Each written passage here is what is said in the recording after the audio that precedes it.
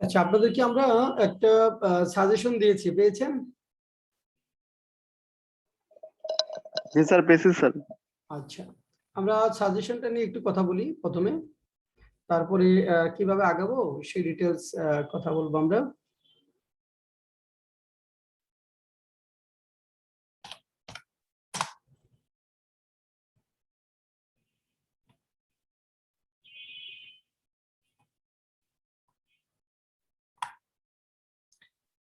আমাদের এই সাজেশনটা বিশেষ করে আপনার নভেম্বর, ডিসেম্বর, জানুয়ারি এই 3টা মাসে যারা ব্যাংকের পরীক্ষা দিবেন এই সাজেশনটা ফলো করলেই হবে। বিশেষ করে আগামী 3 মাস নভেম্বর, ডিসেম্বর 2021 এবং জানুয়ারি 2022 পর্যন্ত যারা ব্যাংকের পরীক্ষা দিব তারা এই সাজেশনটা ফলো করলেই হবে। হুবহু কমন পাবে আশা করি। হুবহু স্যার এটা কি ওভারঅল মানে সব এক্সাম গুলোর জন্য ব্যাংকের? হ্যাঁ, ব্যাংকের সব এক্সামগুলোর জন্য কোনটা কোথায় লাগবে সেটা একটু বলে দেবো। হ্যাঁ, আচ্ছা মানে কোনটা কোথায় বেশি ফোকাস করে পড়তে হবে সেটা বলে দিব। যে কোনো মানে বিশেষ করে যেমন প্রাইভেট ব্যাংক হলে একটা বিষয়ের উপর একটু ফোকাস থাকবে, গভর্নমেন্ট ব্যাংক হলে আরেকটা বিষয় একটু ফোকাস থাকবে, সেটা বলছি। মানে মোটামুটি আপনারা তো প্রাইভেট গভর্নমেন্ট দুইটা ব্যাংকের পরীক্ষা দিবেন, তাই না? স্যার, আমি মেইনলি গভর্নমেন্ট গুলো দিচ্ছি। আচ্ছা, আপনি মেইনলি গভর্নমেন্ট গুলো দিচ্ছেন। জয়নাল? জি স্যার। স্যার স্যার আমিও মানে স্যার বিএসসির গভর্নমেন্ট করে। আন্ডারে যেগুলো হয় সেগুলো। আচ্ছা, প্রাইভেট কোনো ব্যাংকে পরীক্ষা দিচ্ছেন না আপাতত আপনারা, না? না না স্যার। স্যার। আচ্ছা, অ্যাপ্লাই করেন না নাকি কোনটা? স্যার অ্যাপ্লাই করা হয়নি, মানে শুধু হচ্ছে গভর্নমেন্ট গুলো। আচ্ছা, ওকে। গভর্নমেন্টের সাথে প্রাইভেটের শুধু পার্থক্য যদি বলি, একটা একটা কোশ্চেনের একটু বেশি ডিফারেন্স হয়। সেটা হলো আপনার ক্রিটিক্যাল রাইটিং এর ক্ষেত্রে। যেমন প্রাইভেট ব্যাংকগুলোতে ক্রিটিক্যাল রাইটিং থেকে একটা থাকেই বলা যায় যে আর্গুমেন্টেটিভ এসে বা বোথ দ্য ভিউস, এটা থেকে একটা এসে প্রাইভেট ব্যাংকগুলোতে থাকেই অলমোস্ট, যে পরীক্ষাগুলো হচ্ছে সেটা। আর গভর্নমেন্ট ব্যাংকগুলোতে এটা কম থাকে থাকে, কিন্তু তুলনামূলকভাবে একটু কম। আবার ফিনান্সিয়াল ইনস্টিটিউটও মাঝে মাঝে দেয়। Financial securities and exchange commission যে কিছুদিন আগে পরীক্ষা হলো, সেখানেও ক্রিটিক্যাল রাইটিং আসে। কিন্তু এই কারণে ওইটা বাদ দিয়ে যাওয়া যাবে না। ওইটা ফরম্যাটটা একটু ডিফারেন্ট, তো ফরম্যাটটা জানতে হবে যে এইভাবে লিখতে হয় ক্রিটিক্যাল রাইটিংটা। কারণ ফোকাস রাইটিং এর সাথে ক্রিটিক্যাল রাইটিং এর একটু পার্থক্য আছে, সেই পার্থক্যগুলো আমরা দেখব জি স্যার। এখন। ধরেন ফোকাস রাইটিং এর ক্ষেত্রে সামনের পরীক্ষাগুলোতে আমরা 30টা ফোকাস রাইটিং এর কথা বলছি। এই 30টা ফোকাস রাইটিং করলেই হুবহু কমন পড়বে। হুবহু কমন পড়বে। হয়তো 5টা পরীক্ষা দিলে 4টায় কমন পড়ে, একটাও আনকমন হতে পারে, আবার 5টায় কমন করতে পারে। অথবা এরকম হতে পারে যে এটা পড়েছেন, হয়তো এটা খুব কাছাকাছি একটা ফোকাস রাইটিং আসে, যেটা এটার ইনফরমেশন গুলো এখানে আপনি ইউজ করতে পারবেন। তো ফোকাস রাইটিং আমরা 30টা ফোকাস রাইটিং এর মধ্যে যেমন দেখেন যে fourth industrial revolution, challenges and opportunities, এটা সামনের দিনগুলোতে অনেক গুরুত্বপূর্ণ একটা ফোকাস রাইটিং। মানে সামনের দিনগুলোতে বিশেষ করে করোনা উত্তর বিশ্ব যেটা, আর ডেভেলপ কান্ট্রিতে অলরেডি ফোর্থ ইন্ডাস্ট্রিয়াল রিভলিউশনের এটা ঢেউটা চলে এসেছে, আমাদেরও এখন আস্তে আস্তে আসছে। এর ফলে কি কি হবে, এটা সম্পূর্ণ একটা নতুন ধরেন আপনার ফোকাস রাইটিং। এই ফোকাস রাইটিংটা না পড়ে কিন্তু লেখা যাবে না, এটা সম্পর্কে ধারণা থাকলেই কেবল আপনি লিখতে পারবেন। তো এটা আমি এখানে যে 30টা আছে সবগুলো আপনাদেরকে রেডি করে দিব, রেডিমেড আপনারা পাবেন পরীক্ষার জন্য। সবগুলোই মোটামুটি, হ্যাঁ, 25-26টা সবগুলোই প্রায় রেডিমেড পাবেন। তাহলে আপনারা পড়বেন, আপনাদের কাজ হবে শুধু পড়া। কেউ লিখতে হবে, কৌশলটা শিখতে হবে, আর শুধু পড়বেন। ইন্ট্রোডাকশন, কনক্লুশনটা কেউ ডেভেলপ করতে হবে, বডিতে কি লিখতে হবে, ওই বিষয়গুলো আমরা দেখবো। আর ফোকাস রাইটিং এর ক্ষেত্রে যদি বলি, দেখেন আমাকে আপনাকে তো লিখতে হবে 15 থেকে 16 মিনিটের মধ্যে, তাই না? 15 থেকে 16 মিনিট। জি স্যার। হ্যাঁ, ম্যাক্সিমাম 20 মিনিট সময় না পাওয়া কঠিন। 20 মিনিট ব্যাংকে সাধারণত পাওয়া যায় না। ধরেন 15-16 মিনিটের মধ্যে একটা ফোকাস রাইটিং লিখতে হয়। জি স্যার, ইদানিং তো ম্যাথ থাকে অনেক বেশি। হ্যাঁ, ম্যাথ থাকে অনেক বেশি। তো এই 15-16 মিনিটের মধ্যে একটা জিনিস ওই মুহূর্তে চিন্তা করে কিন্তু লেখা অলমোস্ট ইম্পসিবল, কারণ ব্রেনে অনেক স্ট্রেস থাকবে। নতুন কিছু চিন্তা করে লেখা অনেক কঠিন। এই কারণে এটা কমন ফেলতে হবে, একটু পড়তে হবে বেশি, যাতে আপনি 15 মিনিটের মধ্যেই লিখে আসতে পারেন। কিছু ইন্ট্রোডাকশন, কনক্লুশন মেমোরাইজ করতে হবে, যে একটা আরেকটা জায়গায় ইউজ করা যাবে, ডেটাগুলো থাকবে। হ্যাঁ, তারপর আপনি আস্তে আস্তে আগাবেন। মানে খুব দ্রুত লিখতে হবে, ব্যাংকে অনেক ফাস্ট হতে হয় লেখার ক্ষেত্রে। তো এই জন্য পড়তে হবে, অনেকটা কিছু তথ্য মেমোরাইজ করতে হবে, কিছু ইন্ট্রোডাকশন, কনক্লুশন মেমোরাইজ করতে হবে, তারপরে আপনি ডেটাগুলো পুট করবেন। আমরা সেদিকে যাব। 2 নম্বরে Bangladesh graduation from LDC status, খুব গুরুত্বপূর্ণ, এটা বারবারই আসছে পরীক্ষায়। E commerce prospects and challenges, বর্তমানে সবচেয়ে বেশি আলোচ্য যে বিষয়গুলো রয়েছে আপনার, তার মধ্যে অন্যতম একটা বিষয় হলো e commerce prospects and challenges. Fourth industrial recommendation যেমন হলো challenges and prospects. Fourth industrial রিভলিউশনের ক্ষেত্রে চ্যালেঞ্জ গুলো বেশি, অপরচুনিটি গুলো তুলনামূলকভাবে কম। এটা চ্যালেঞ্জ গুলো আগে থাকবে, প্রসপেক্ট অপরচুনিটি গুলো পরে। আর এখানে ই কমার্সের ক্ষেত্রে প্রসপেক্টটা বেশি, চ্যালেঞ্জ গুলো কম, তাহলে প্রসপেক্ট আগে আসবে, চ্যালেঞ্জ গুলো পরে আসবে। যদি শুধু কোশ্চেনে বলা থাকে ই কমার্স, তারপর আপনাকে প্রসপেক্টস এন্ড চ্যালেঞ্জের ভিত্তিতে লিখতে হবে। আর যদিও ব্যাংকের পরীক্ষাগুলোতে আপনাকে স্পেসিফিক করে বলে দেয় যে এই বিষয়টা একদম। তারপরে আমাদের critically evaluate the impact of COVID-19 নিয়ে 2-3টা এসে আমাদের পড়তে হবে। Critically evaluate the impact of COVID-19, যে কোনো কোশ্চেনে যদি কখনো আপনাকে বলা থাকে যে ক্রিটিক্যালি ইভালুয়েট, তখন কি করতে হবে মৌসুমী বলেন তো? স্যার আমি ক্রিটিক্যাল রাইটিং সম্পর্কে আমার খুব একটা ভালো আইডিয়া নেই। এটা ক্রিটিক্যাল রাইটিং না, এটা বলছে ক্রিটিক্যালি ইভালুয়েট করতে বলছে। এটা ক্রিটিক্যাল রাইটিং না, এটা ক্রিটিক্যালি ইভালুয়েট করতে বলছে। তাহলে কি আচ্ছা স্যার, মানে কোভিড-19 এর যে ইমপ্যাক্টটা আমাদের মানে বিভিন্ন দৃষ্টিকোণ থেকে আলোচনা করতে হবে। মানে ক্রিটিক্যালি ইভালুয়েট মানে পজিটিভ এবং নেগেটিভ দৃষ্টিকোণ থেকে আলোচনা করতে জি হবে। স্যার। মানে পজিটিভ এন্ড নেগেটিভ, যেটা বেশি সেটা আগে লিখবেন, যেটা কম সেটা পরে। এখন আচ্ছা কোভিড-19 এর ক্ষেত্রে যদি আমরা স্যার, এই সিকোয়েন্স যদি মেইনটেইন না হয় তাতে কি মানে নাম্বারে হবে, ইফেক্ট হবে? কোন সিকোয়েন্সটা? মানে কোনটা মানে পজিটিভটা আগে না নেগেটিভটা আগে স্যার, এটা? এটা তো এস এর একটা গুরুত্বপূর্ণ পয়েন্ট, যে কোনটার পরে কোনটা আসবে সেটা আপনার এসে রাইটিং এর বা ফোকাস রাইটিং এর গুরুত্বপূর্ণ একটা পয়েন্ট হলো সিকোয়েন্স। এখন ধরেন আচ্ছা আপনি ডেফিনেশনের পরে কি ইন্ট্রোডাকশন দেওয়া যাবে?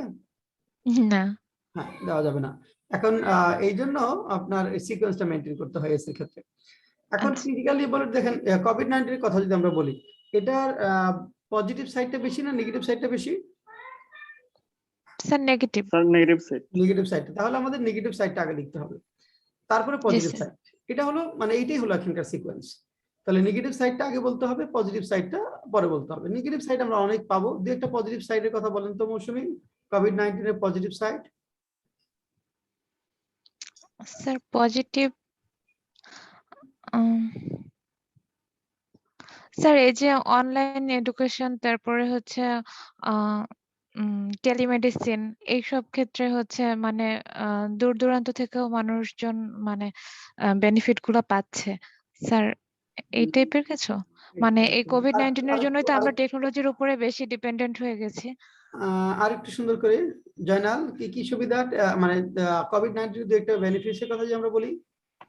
স্যার অর্থনৈতিক দিক দিয়ে স্যার যেমন হচ্ছে আমাদের সামনে স্যার প্রচুর অপরচুনিটি আছে। তারপর সেকেন্ড হচ্ছে স্যার আমরা যদি ভাইরাস ইনোভেশনের দিকে চিন্তা করি, ভাইরাস এখন যেটা স্যার mRNA থেকে যে ভ্যাকসিনটা তৈরি করা হয়েছে, হয়তো আমাদের ভবিষ্যতে টিকা উৎপাদনের ক্ষেত্রে এটা আমাকে হেল্পফুল করবে। না, তারপর প্রোটেকশন না, এখানে এখানে কোভিড-19 এর পজিটিভ সাইডটা যদি বলেন যে এনভায়রনমেন্টাল প্রোটেকশন একটা গুরুত্বপূর্ণ বিষয়, যে এখানে এনভায়রনমেন্টাল প্রোটেকশন, এখানে পরিবেশগত সুরক্ষা বা পরিবেশের উপর একটা পজিটিভ ইফেক্ট হয়েছে। যেমন ধরেন দীর্ঘদিন সময় মানে এখানে ভেহিকেলের মুভমেন্টটা হয়েছে প্রচুর কম, তাই না? এখানে পরিবেশ অনেকটা রিটেইন রয়েছে, সুরক্ষিত থেকেছে। এটা একটা বড় ধরনের পরিবেশের উপর একটা পজিটিভ ইফেক্ট রয়েছে। তারপর একটা ফ্যামিলি বন্ডিং এর ক্ষেত্রে একটা বড় ধরনের, অর্থাৎ মানুষ ফ্যামিলিকে ফিল করেছে, ফ্যামিলিকে সময় দিয়েছে, মানুষ নিজেদেরকে বুঝতে পেরেছে আসলে তার এক্সিস্টেন্স, মানে এখানে আত্মোপলব্ধি, আত্মবিশ্লেষণ, আত্মঅ্যানালাইসিস, যেটা আমরা বলতে সেলফ অ্যানালাইসিস, এগুলো করতে পেরেছে। নিজের সম্পর্কে, নিজে কি মানে এক্সিস্টেন্স সম্পর্কে তা জানতে পেরেছে, রুট সম্পর্কে জানতে পেরেছে, মানে ফ্যামিলি বন্ডিংটা হয়েছে, মানে ফ্যামিলিকে সময় দিতে পেরেছে প্রচুর, এখানে বন্ডিংটা ডেভেলপ হয়েছে। তারপরে আমরা যদি আরো দুই একটা পজিটিভ সাইড বলতে চাই, আর কি হতে পারে এর বাইরে?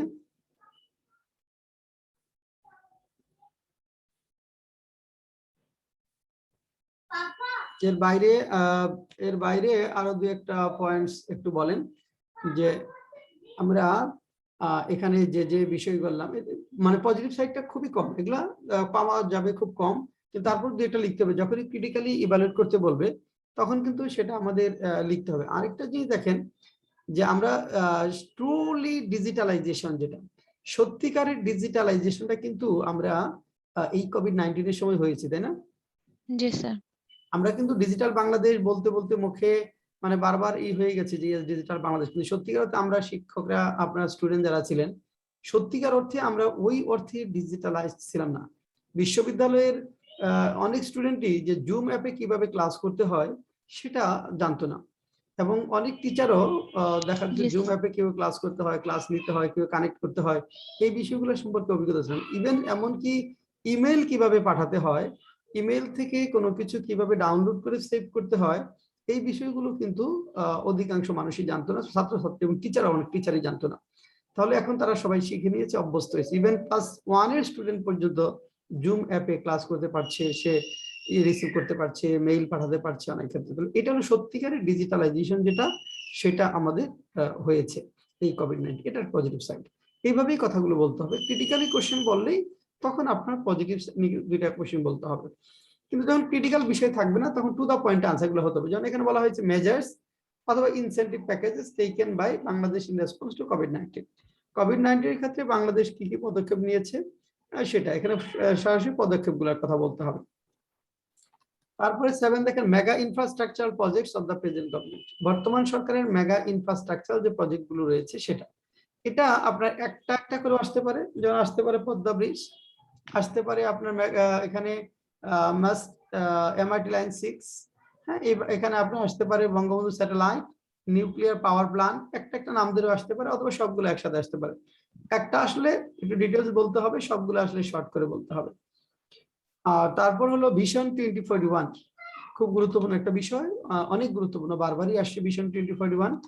মোবাইল ব্যাংকিং, ই ব্যাংকিং বা ডিজিটাল ব্যাংকিং অথবা online banking, fintech benefits and challenges.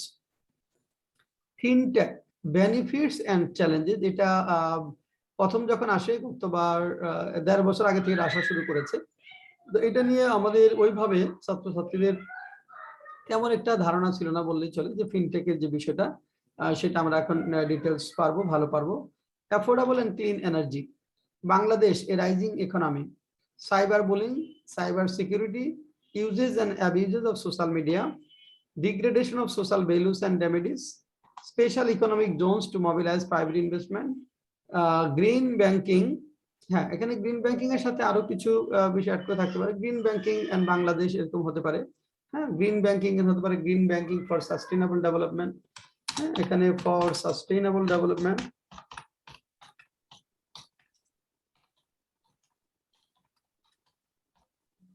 Default loan, যেটা করোনা প্যান্ডেমিকের সময় অনেক বেড়েছে।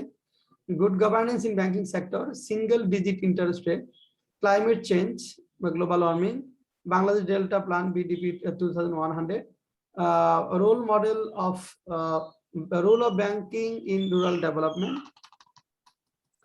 তারপর ইম্প্যাক্ট অফ টেলিভিশন বা Facebook on social values, e medicine, golden jubilee of independence, online education, prospects and challenges, social safety net, social safety net. এই বিষয়গুলো এই মোটামুটি 30টা পড়লেই আপনি যাই আসুক, এটা আমি চ্যালেঞ্জ দিয়ে আপনাকে বলছি, গ্যারান্টি দিয়ে বলছি যে এটা কমন পড়বে হুবহু। আপনার 3টা পরীক্ষা দিলে মিনিমাম 2টা ব্যাংকের হুবহু কমন পাবেন, আর একটা পরীক্ষা যেটা থাকবে সেটা খুব কাছাকাছি থাকবে, আপনি লিখতে পারবেন। 30টা নিয়ে একটু ধারণা থাকতে হবে। 30টা পড়লে আপনার মনে হবে যে হিউজ একটা কনফিডেন্স চলে আসে, আমি এই বিষয়গুলো জানি। আচ্ছা, একটু সময় লাগবে, আস্তে আস্তে আমরা শিখবো। এরপর হলো ক্রিটিক্যাল রাইটিং। ক্রিটিক্যাল রাইটিংটা যে ক্রিটিক্যালি ইভালুয়েট করতে হবে, সাধারণত ক্রিটিক্যাল রাইটিং এর মধ্যে কতগুলো এসে থাকে, যেমন বোথ দ্য ভিউজ ডিসকাশন এসে, আর্গুমেন্টেটিভ এসে, অ্যাডভান্টেজ ডিসঅ্যাডভান্টেজ এসে, প্রবলেম এন্ড সলিউশন এসে। তো ব্যাংকের পরীক্ষাগুলোতে শুধুমাত্র প্রবলেম এন্ড সলিউশন না, এখানে অ্যাডভান্টেজ ডিসঅ্যাডভান্টেজ এবং বোথ দ্য ভিউজ ডিসকাশন, এই 2 ধরনের এসে গুলো দেখা গেছে। গভর্নমেন্ট ব্যাংকে এমনিতে গভর্নমেন্ট ব্যাংক এবং ফিনান্সিয়াল ইনস্টিটিউটে 3-4 বার আসে এটা, কিন্তু প্রাইভেট ব্যাংকে কমন। প্রাইভেট ব্যাংকে ক্রিটিক্যাল রাইটিং গুলা খুবই কমন। যেমন এখানে দেখেন, recent figure show an increase in violent crime among youngsters in Dhaka city. Some psychologists claim that the basic reason for this is that children these days are not getting emotional learning they need from parents and teachers. To what extent do you agree or disagree? যে আপনি কতটুকু agri করেন? এটা securities and exchange commission 2021 এটা আসে। এই পরীক্ষাটা কেউ দিয়েছিলেন? সিকিউরিটিজ এন্ড এক্সচেঞ্জ কমিশনের এই পরীক্ষাটা কেউ দিয়েছেন আপনারা এখানে যারা আছেন? না, স্যার না, আমি দেইনি। আচ্ছা, কেউ দেয়নি তাহলে। জুবাইর দিয়েছিলেন? জয়নাল দিয়েছিলেন? না না স্যার, আমি দেইনি স্যার। আচ্ছা, ওকে। তাহলে এখানে দেখেন, তার মানে এখানে কিন্তু আসছে তো এই যেটা ফরম্যাট, এটা একটু ডিফারেন্ট ফরম্যাট অনুযায়ী লিখতে হয়। এটা একটা ফরম্যাট আছে, সেই ফরম্যাট মেনটেন করে সাধারণত এগুলো লিখতে হয়। যে কোনো আর্গুমেন্টেটিভ এসে বা বোথ দ্য ভিউজ ডিসকাশন এসে আমরা আজকে দেখাবো, যেমন এখানে আপনার আর্গুমেন্টেটিভ এসে হলে প্রথমে আপনি যে পক্ষে থাকবেন সেই পক্ষের কথা, প্রথমে ইন্ট্রোডাকশন লিখতে হবে, তারপর যে পক্ষে আছেন সেই পক্ষের কথাগুলো বলতে হবে, তারপর আপনি যে পক্ষে নেই সেই পক্ষের কথাগুলো বলতে হবে, এরপর কনক্লুশন। 4টা প্যারার মাধ্যমে এগুলো লিখতে হয়। বোথ দ্য ভিউজও তাই, প্রথমে ইন্ট্রোডাকশন, তারপর ফার্স্ট ভিউর পক্ষের কথাগুলো উপস্থাপন করতে হয়, তারপর সেকেন্ড ভিউর পক্ষের কথাগুলো উপস্থাপন করতে হয়, এরপর একটা কনক্লুশন থাকে। আর এই এসে গুলো আপনাদের, এই এসে গুলো সাধারণত আপনার কমন টপিক, মানে হট টপিক বা মোস্ট ডিসকাস টপিক বা বাজ ওয়ার্ড গুলো থেকে থাকে। সমসাময়িক যে বিষয়গুলো আছে সেগুলো নিয়ে সাধারণত এই এসে গুলো থাকে পরীক্ষায়। তারপরে যেমন দেখেন এখানে, without capital punishment our lives are less secure and crimes of violence increase. Capital punishment is essential to control violence in the society. To what extent do you agree or disagree? এটাও কিন্তু যে capital punishment যখন হলো রেপের বিরুদ্ধে, তারপর যে question গুলো ছিল ব্যাংকে, তার মধ্যে একটা জায়গায় এটা আসে।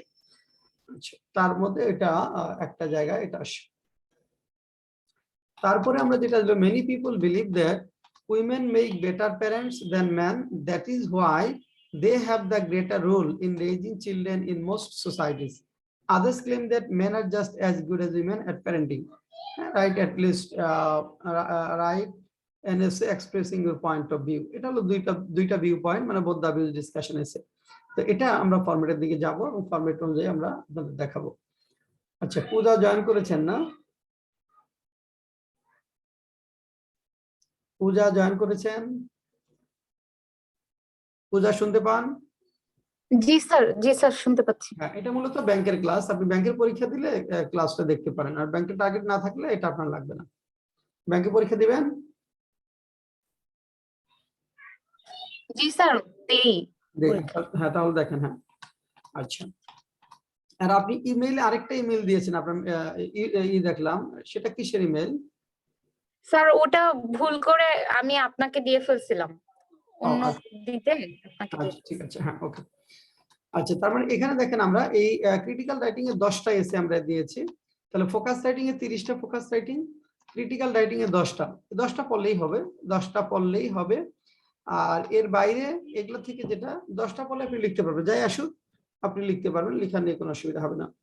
আর বিজনেস লেটার, আমরা 10টা বিজনেস লেটারের কথা বলেছি। যেমন দেখেন, suppose you are working in a private bank, write a business letter in English by announcing a new product recently added to the customer service of your bank. Bank সম্প্রতি একটা customer সার্ভিসের, মানে একটা product নিয়ে এসেছে, সেটা সম্পর্কে business letter লিখতে বলেছে। ব্যাংকের প্রোডাক্টটা কি হতে পারে মৌসুমী?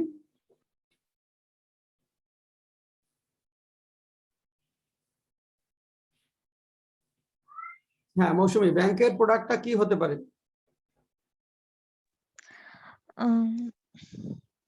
স্যার মাথায় আসতেছে না হঠাৎ করে। জয়নাল? স্যার কোন একটা ঋণ দেওয়া একটা স্কিম হতে পারে। না। জুবায়ের? ইন্টারেস্ট রেট বেশি। পূজা? স্যার ধারণা নেই।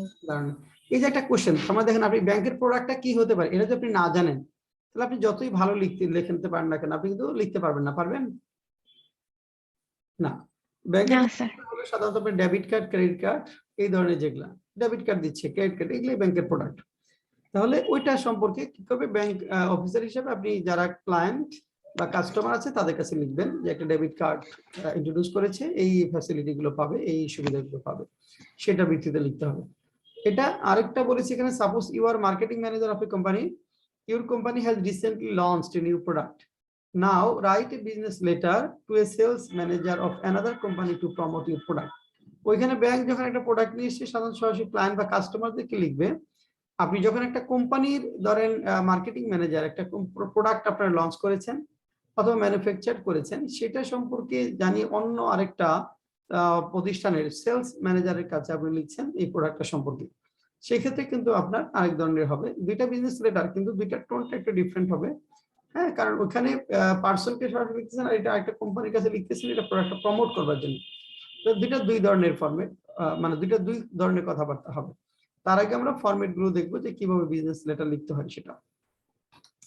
তারপর 3 নম্বর বলছি, you are planning to set up a food processing industry in your area, write a letter to the local manager of a bank highlighting the feasibility of the project and requesting him to finance it. একটা food processing industry আপনি করতে চান, সেটার জন্য আপনি ধরেন একটা ঋণের জন্য ব্যাংকের কাছে অ্যাপ্লিকেশন করা খুব কমন।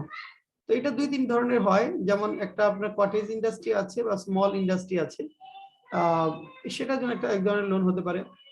আবার একটা আপনি টেক্সটাইল গার্মেন্টস ইন্ডাস্ট্রির মালিক, নতুন একটা টেক্সটাইল ইউনিট করেছেন, সেটার জন্য লোন হতে পারে।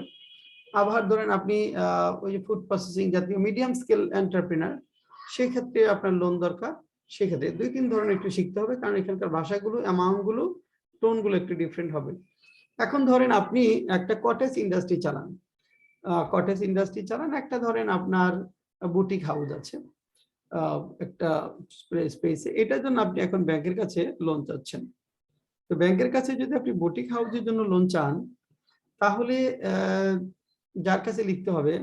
আর যদি আপনি একটা টেক্সটাইল ইন্ডাস্ট্রি ইউনিট করবেন, সেটা লিখবেন, সেটা কিন্তু একই ব্যক্তির কাছে হবে না। হয়তো উপজেলা পর্যায়ে আপনার একটা বুটিক হাউস, হয়তো একটা ব্রাঞ্চের, সেটা ইউনিয়ন পরিষদের একটা ব্রাঞ্চ বা উপজেলার একটা ব্রাঞ্চের ম্যানেজারের কাছে আপনি লিখবেন। কিন্তু টেক্সটাইল ইন্ডাস্ট্রি, সেটার জন্য লোন অ্যামাউন্ট হতে পারে ধরেন 5 লাখ টাকা, 2 লাখ টাকা, 3 লাখ টাকা এরকম।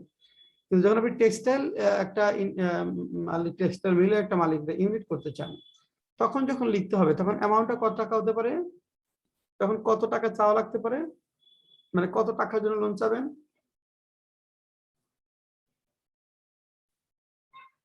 বলেন তো মৌসুমী, কত টাকা চাইতে হবে? স্যার 30-40 এরকম 30-40 কি? লাখ। 30-40 লাখ। জয়নাল? স্যার 20 লাখের মতো। 20 লাখে কি কোনো টেক্সটাইল মিলের কোনো একটা চাক্কা হবে? কোনো সরি স্যার, তো স্যার 1 কোটি হবে মনে হয়। সেই ছোট 2 ভাইয়ের মতো আপনার ধরেন 2 ভাই যাচ্ছে ওই ব্রিজের নিচে, মাছ নদীতে মাছ ধরছে জাল দিয়ে। তো এখন এক ভাই আরেকভাবে জিজ্ঞেস করছে যে ভাই, এই ব্রিজটা যে করছে, এটা করতে সরকারের অনেক টাকা মানে খরচ হয়েছে, তাই না? হ্যাঁ, কয় তা তো হবে, কমপক্ষে 200, মানে কমপক্ষে 2000 কোটি টাকা, মানে কমপক্ষে 2000 টাকা খরচ হয়েছে। মানে এই ব্রিজটা করতে সরকারের কমপক্ষে 2000 টাকা খরচ হয়েছে। এই যে বিষয়গুলো, এই বিষয়গুলো একটা সেকেন্ড।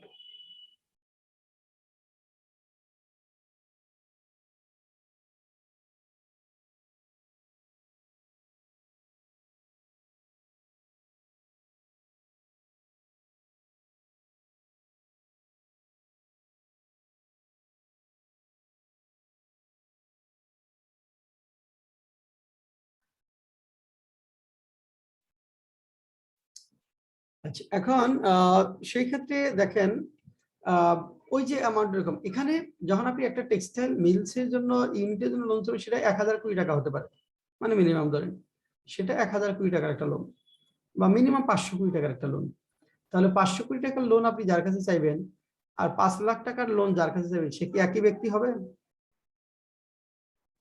না স্যার। না। এখন 500 কোটি টাকা, 1000 কোটি টাকা একটা লোন আপনি চাচ্ছেন, কার কাছে লিখতে হবে?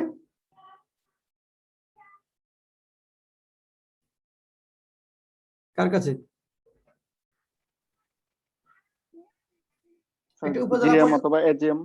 একটা উপজেলা পর্যায়ে ম্যানেজারের কাছে লেখা যাবে না স্যার। না। এটা মূলত ধরেন একটা বড় ব্রাঞ্চের manager, Gulshan branch, Motijheel branch, বড় একটা ব্রাঞ্চের ম্যানেজার, সাধারণত তার ডেজিগনেশনটা মিনিমাম ভাইস প্রেসিডেন্ট লেভেলের হবে। ব্যাংকে তার ডেজিগনেশনটা মিনিমাম ভাইস প্রেসিডেন্ট লেভেলের হবে, ওই একটু বড় অফিসার, ব্রাঞ্চেরই ম্যানেজার দায়িত্বে আছেন কিন্তু ভাইস প্রেসিডেন্ট লেভেলের অফিসার, এরকম একজন ব্যক্তির কাছে লিখতে হবে। আচ্ছা, তাহলে এটা গুরুত্বপূর্ণ যে আপনি কত টাকা চাইবেন। টেক্সটাইল মিলসের জন্য আপনি 20 লাখ টাকা চাইলে, ওটা তো বললাম যে এটা একটা চাক্কা হবে না, হ্যাঁ, একটা হুইলও কিনতে পারবেন না। তো এখন যখন এই যে টেক্সটাইল মিলের জন্য আপনি টাকা চাইবেন, তখন আপনি কি বলবেন, এটা গুরুত্বপূর্ণ যে কিভাবে উপস্থাপনটা করবেন।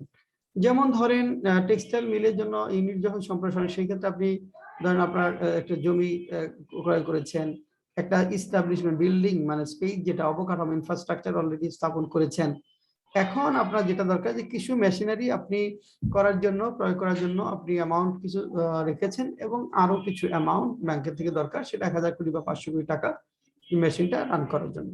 এবং সেক্ষেত্রে আপনি যে আরো ফ্যাক্টরি চালান সেই কথাগুলো বলতে হবে, এবং ব্যাংক থেকে এর আগেও লোন নিয়েছেন, কখনো ডিফল্ট হননি সেই কথাগুলো বলতে হবে, বলে তারপর লোনগুলো চাইতে হবে একইভাবে। আবার যখন স্মল ইন্ডাস্ট্রি হবে, ছোট একটা ইন্ডাস্ট্রি, 5 লাখ টাকার লোন আপনি যখন চাইবেন, তখন কিন্তু যেমন এখানে কি করতে হবে যে আপনি একটা বোটিং ইন্ডাস্ট্রি বা একটা কটেজ ইন্ডাস্ট্রি আছে, সেটা কি হচ্ছে যে দিন দিন সেটার সম্প্রসারণ হচ্ছে, আপনার বিজনেস গুডউইল সম্পর্কে মানুষের মুখে মুখে ছড়িয়ে পড়ছে গুডউইলটা। এখন এই কারণে এখন অনেক নতুন নতুন বায়ার্স মানে মার্কেট বেস তৈরি হচ্ছে। এখন আপনার জন্য এক্সপানশন করাটা জরুরি। এই এক্সপানশনের জন্য বড় একটা স্পেস রেন্ট এবং সেটার মানে সেট আপের জন্য আপনার বেশ কিছু টাকা দরকার। আপনি অলরেডি একটা অ্যামাউন্টের কথা বলবেন যে পরিমাণ করেছেন, সেভ করেছেন বা জমিয়েছেন, বাকি অ্যামাউন্টটা আপনার ব্যাংক থেকে দরকার। এইভাবে টোনগুলোর কথা বলতে হবে। আচ্ছা, তারপরে আসেন, এরপরে আমরা এগুলো দেখবো আস্তে আস্তে। হ্যাঁ, তারপরে দেখেন এরপরে আছে right a business letter to an institution giving thanks for quality service and environment friendly products along with professional courtesies. এই যে একটা business letter, write a business letter to an institution giving thanks for quality service and environment friendly products. দেখেন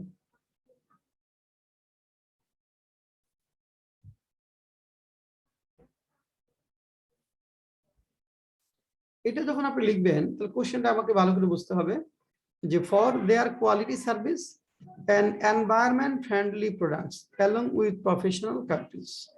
এটা কি নিয়ে লিখতে হবে বলেন তো? যে এনভায়রনমেন্ট একটা ফ্রেন্ডলি প্রোডাক্টের কথা বলতে হবে, এবং along with professional courtesies, এখানে প্রফেশনাল courtesies থাকবে। কি নিয়ে লিখতে হবে? কি নিয়ে লেখা যাবে? প্রোডাক্টটা হতে হবে এনভায়রনমেন্ট ফ্রেন্ডলি প্রোডাক্ট। তাহলে আপনি একটা প্রোডাক্ট ইউজ করছেন বা ক্রয় করছেন একটা প্রতিষ্ঠান থেকে, সেটা এনভায়রনমেন্ট ফ্রেন্ডলি এবং তাদের আচার আচরণ ভালো, সার্ভিসটা ভালো, এরকম কথা বলে লিখতে হবে। কি নিয়ে লেখা যাবে?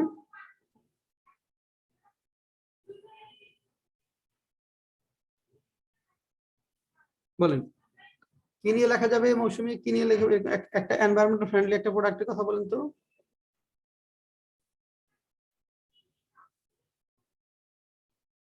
যে কোনো একজন। স্যার পাট দিয়ে তৈরি পণ্য। পাট দিয়ে তৈরি পণ্য, পাট দিয়ে তো কি পণ্য সেটা? স্যার পাটের তৈরি ব্যাগ হইতে পারে। পাটের তৈরি ব্যাগ, পাটের তৈরি ব্যাগ কিনে কেউ কি লেটার লিখবেন? একটু বাস্তবিক ভাবে চিন্তা করেন যে পাটের তৈরি একটা ব্যাগ কিনছেন, আপনি সেটা লিখে ধন্যবাদ জানাবেন? না, তা না। না, জানাবেন না। তাহলে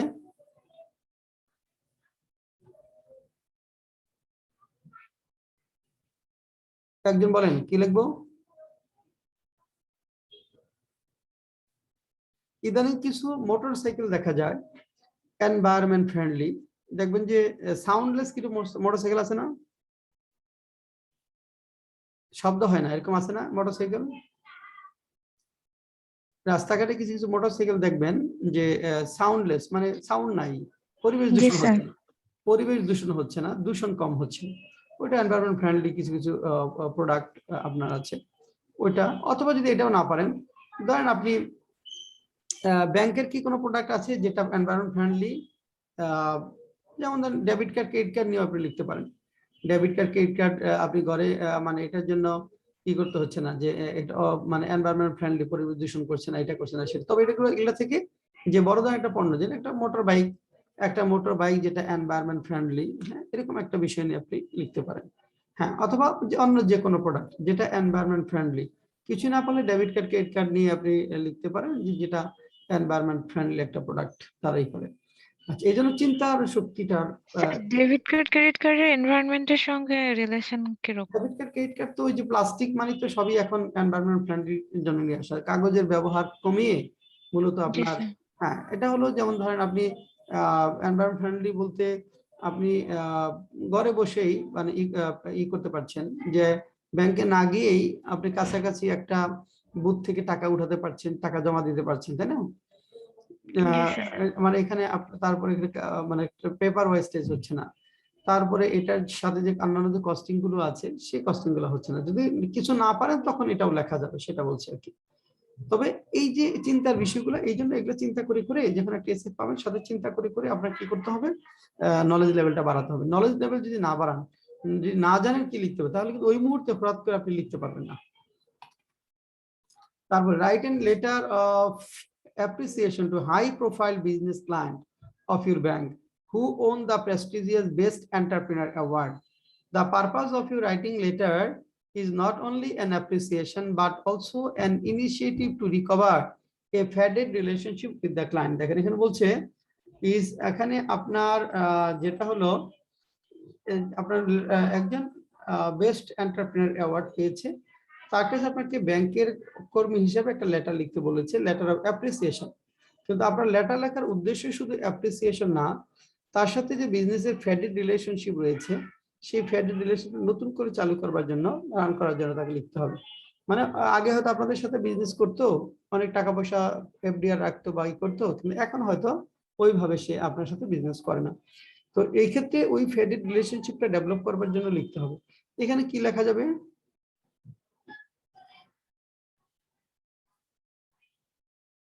এই ফ্যাডেড রিলেশনটা যখন লিখবেন কি লিখবো আমরা? স্যার এখানে আমাদের ব্যাংক থেকে বর্তমানে যে সুবিধাগুলো দেওয়া হচ্ছে ওইগুলো লিখতে পারি। আর আর স্যার সার্ভিসগুলো নিয়ে স্যার লিখতে পারি। কি লিখতে পারি? ডিজিটাল সার্ভিসগুলো মানে বর্তমানে আরো কি কি সুবিধা দেওয়া দিচ্ছে না, হ্যাঁ ওগুলো লেখা যাবে। আর কি লেখা যাবে? মূল কথা হলো যে তিনি আপনাদের কাছ থেকে চলে গেছেন কেন, সেটা এখানে এই সম্পর্কিত দু একটা কথা থাকতে হবে। হয়তো আপনাদের কিছু দোষ ত্রুটি ছিল, বা এখানে আপনাদের কিছু ভুল ত্রুটি ছিল, অথবা আপনারা কমিউনিকেশনের ক্ষেত্রে কিছু গ্যাপ ছিল, এই গ্যাপগুলোর কারণে হয়তো তিনি সুইচ করেছেন আপনাদের ব্যাংক থেকে। হ্যাঁ, তাই এই কারণে তো সেগুলোর বিষয়ে আপনারা এখন থেকে খুব সতর্ক হবেন, এই ধরনের ঘটনাগুলো আর ঘটবে না এটা বলবেন। তারপরে কিছু গ্রিড ফ্যাক্টর দেখাতে হবে যে আপনার ব্যাংকগুলো এখন বর্তমানে এই ফ্যাসিলিটি গুলো দিচ্ছে, এটা বলে তারপর তাকে আপনাদের সাথে আবার রেগুলার ব্যাংকিং কার্যক্রম চালানোর কথা বলতে হবে। তারপরে 6 number, right a letter to a bank manager asking for loan for your small business. ছোট একটা বিজনেস এটা বলেছি। তারপরে 7 নাম্বার, টেক্সটাইল ইন্ডাস্ট্রি স্থাপন করার জন্য এটা বলেছি। As a manager, write a letter to a bank client warning him for the last time to adjust his overdue loan before taking action. এই ধরনের যদি লেটার লিখতে বলে, এটা হলো কালেকশন লেটার, মূলত এটা কালেকশন লেটার। এখানে কি লিখতে হবে, একজন ক্লায়েন্ট যে টাকা পয়সা পান কিন্তু টাকা পয়সা দিচ্ছে না। স্যার এখানে যে ডিফল্ট গুলো আছে ওইগুলা ওনাকে মানে কি পরিমাণ অ্যামাউন্ট আছে ওইটা জানানো দিতে পারে। তারপর হচ্ছে এটার বিপরীতে যে অ্যাকশন না হইতেছে ওইটা উল্লেখ করা দিতে পারে। কি অ্যাকশনের কথা বলবেন? প্রথমে কি বলবেন? স্যার প্রথমে বলা যেতে পারে যে উনার যে অ্যাক্টিভিটিস গুলো আছে ব্যাংকের যে লেন অথবা দেনাগুলো আছে ওই দেনাগুলো উল্লেখ করা যেতে পারে। প্রথমেই দেনাগুলো চাইবেন আর কিছু না বলে প্রথম লাইনই প্রথমে স্যার তার সাথে যে সম্পর্কটা আছে এতদিনের সম্পর্ক ওইটা স্যার উল্লেখ করা যেতে পারে। এবং উনি প্রথমে যে we have noticed with great regret that your loan amount has been overdue for 6 months 1 year, এরকম কথা বলবেন। বলার পরে তারপরে এখানে বলবেন যে এটা আপনার মতো বিজনেসের জন্য মানে খুবই কি যে এটা বেমানান, এরকম কথাগুলো বলতে হবে। এবং এখানে তারপরে আপনি অ্যাকশনের কথাগুলো আস্তে আস্তে বলবেন, যে এখন আপনি তাকে শেষবারের মতো ওয়ার্নিং দিচ্ছেন যে 3 দিনের মধ্যে কমিউনিকেশন করার জন্য 3 ওয়ার্কিং ডেজ এর মধ্যে, তা না হলে আপনারা যেখানে লসুট করতে বা থার্ড পার্টির কাছে এটা দিয়ে বাধ্য হবেন যাতে করে রিকভারি হয়। এবং সেটা করতে গেলে অবশ্যই তার বিজনেসের জন্য একটা ব্ল্যাক মার্ক হবে। আপনারা চান না এই ধরনের সিচুয়েশনটা হোক, কিন্তু যদি তিনি এরপরে যোগাযোগ না করেন তারপরে আগে বলবেন যে আপনারা এই সময়ের মধ্যে যে 6 মাস যে ওভারডিউ হলো ওভারডিউ অ্যাকাউন্ট, এর মধ্যে তার সাথে যোগাযোগ করার চেষ্টা করেছেন অনেকবার, কিন্তু তাকে মোবাইলেও পাওয়া যায়নি, লেটারেও পাওয়া যায়নি, কোনোভাবে তিনি রেসপন্স করেনি। এইভাবে কথাগুলো আস্তে আস্তে বলে শেষে আপনি এখানে পিউনিটিভ অ্যাকশনের কথা বলবেন, শাস্তিমূলক অ্যাকশনের কথা বলবেন। আচ্ছা, এটা হলো যে লাস্ট টাইম, এখানে কোশ্চেন বলা হয়েছে for the last time to adjust his overtime. যদি এরকম বলতো যে write a manager write as a manager write a letter to a bank client to recall him to pay his loan instalment for the first time, যে 1 মাসের জন্য overdue হয়েছে বা প্রথমবার, সেই ক্ষেত্রে কিন্তু টোনটা ডিফারেন্ট হবে। টোনটা কি, যে মানে 1টা মাস তার ডিউ হয়েছে, তাহলে হয়তো এরকম বলতে হবে সে সম্ভবত ভুলে গেছে, যে আপনি সম্ভবত কাজের ব্যস্ততার কারণে লোন পেমেন্টের কথাটা ভুলে গেছেন, আমরা রিকল করে দিচ্ছি আপনাকে, যে আপনার লোন ডেটটা ছিল ওইটা। এটা সফট হবে এখানে, যে 1 মাস ওভার ডিউ, সেখানে টোনটা হবে সফট। কিন্তু যখন 6 মান্থস ওভার ডিউ বা 1 ইয়ার ওভার ডিউ, সেখানে কিন্তু আপনার এটা হবে স্ট্রং। হ্যাঁ, সেখানে কিন্তু খুব স্ট্রং হবে, এভাবে খেয়াল রাখতে হবে। একটা সেকেন্ড একটু।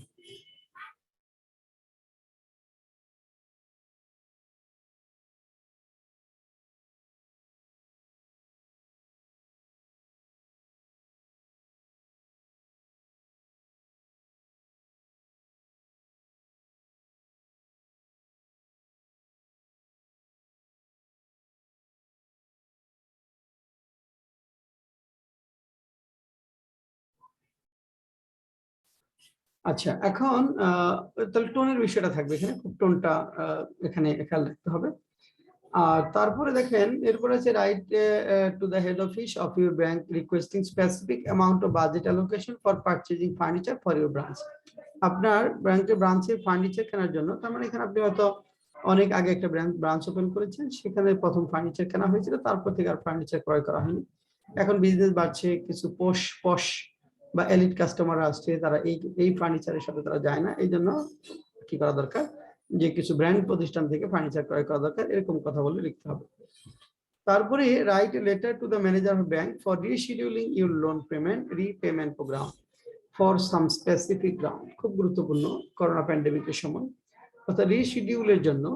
এটা যেটা বিভিন্নভাবে থাকতে পারে, যেটা হতে পারে যে letter manager for bank for rescheduling your loan repayment, অথবা you can not pay loan at this moment, এটা কনসিডার করে তাকে অ্যাপ্লিকেশনের মানে তাকে ব্যবস্থা গ্রহণ করতে বলবেন, যেটাই থাক।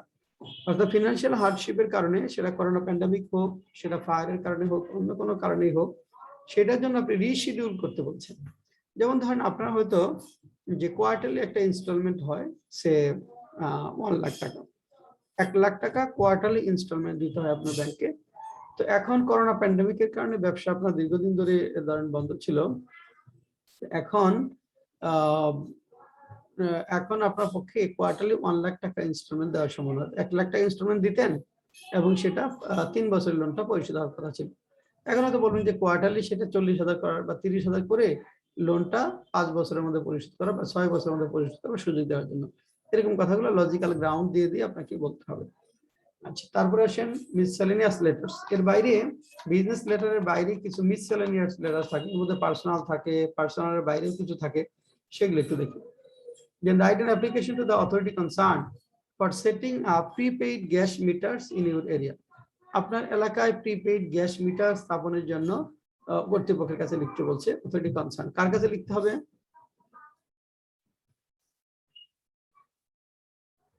হ্যাঁ মৌসুমী, এই লেটারটা কার কাছে লিখতে হবে?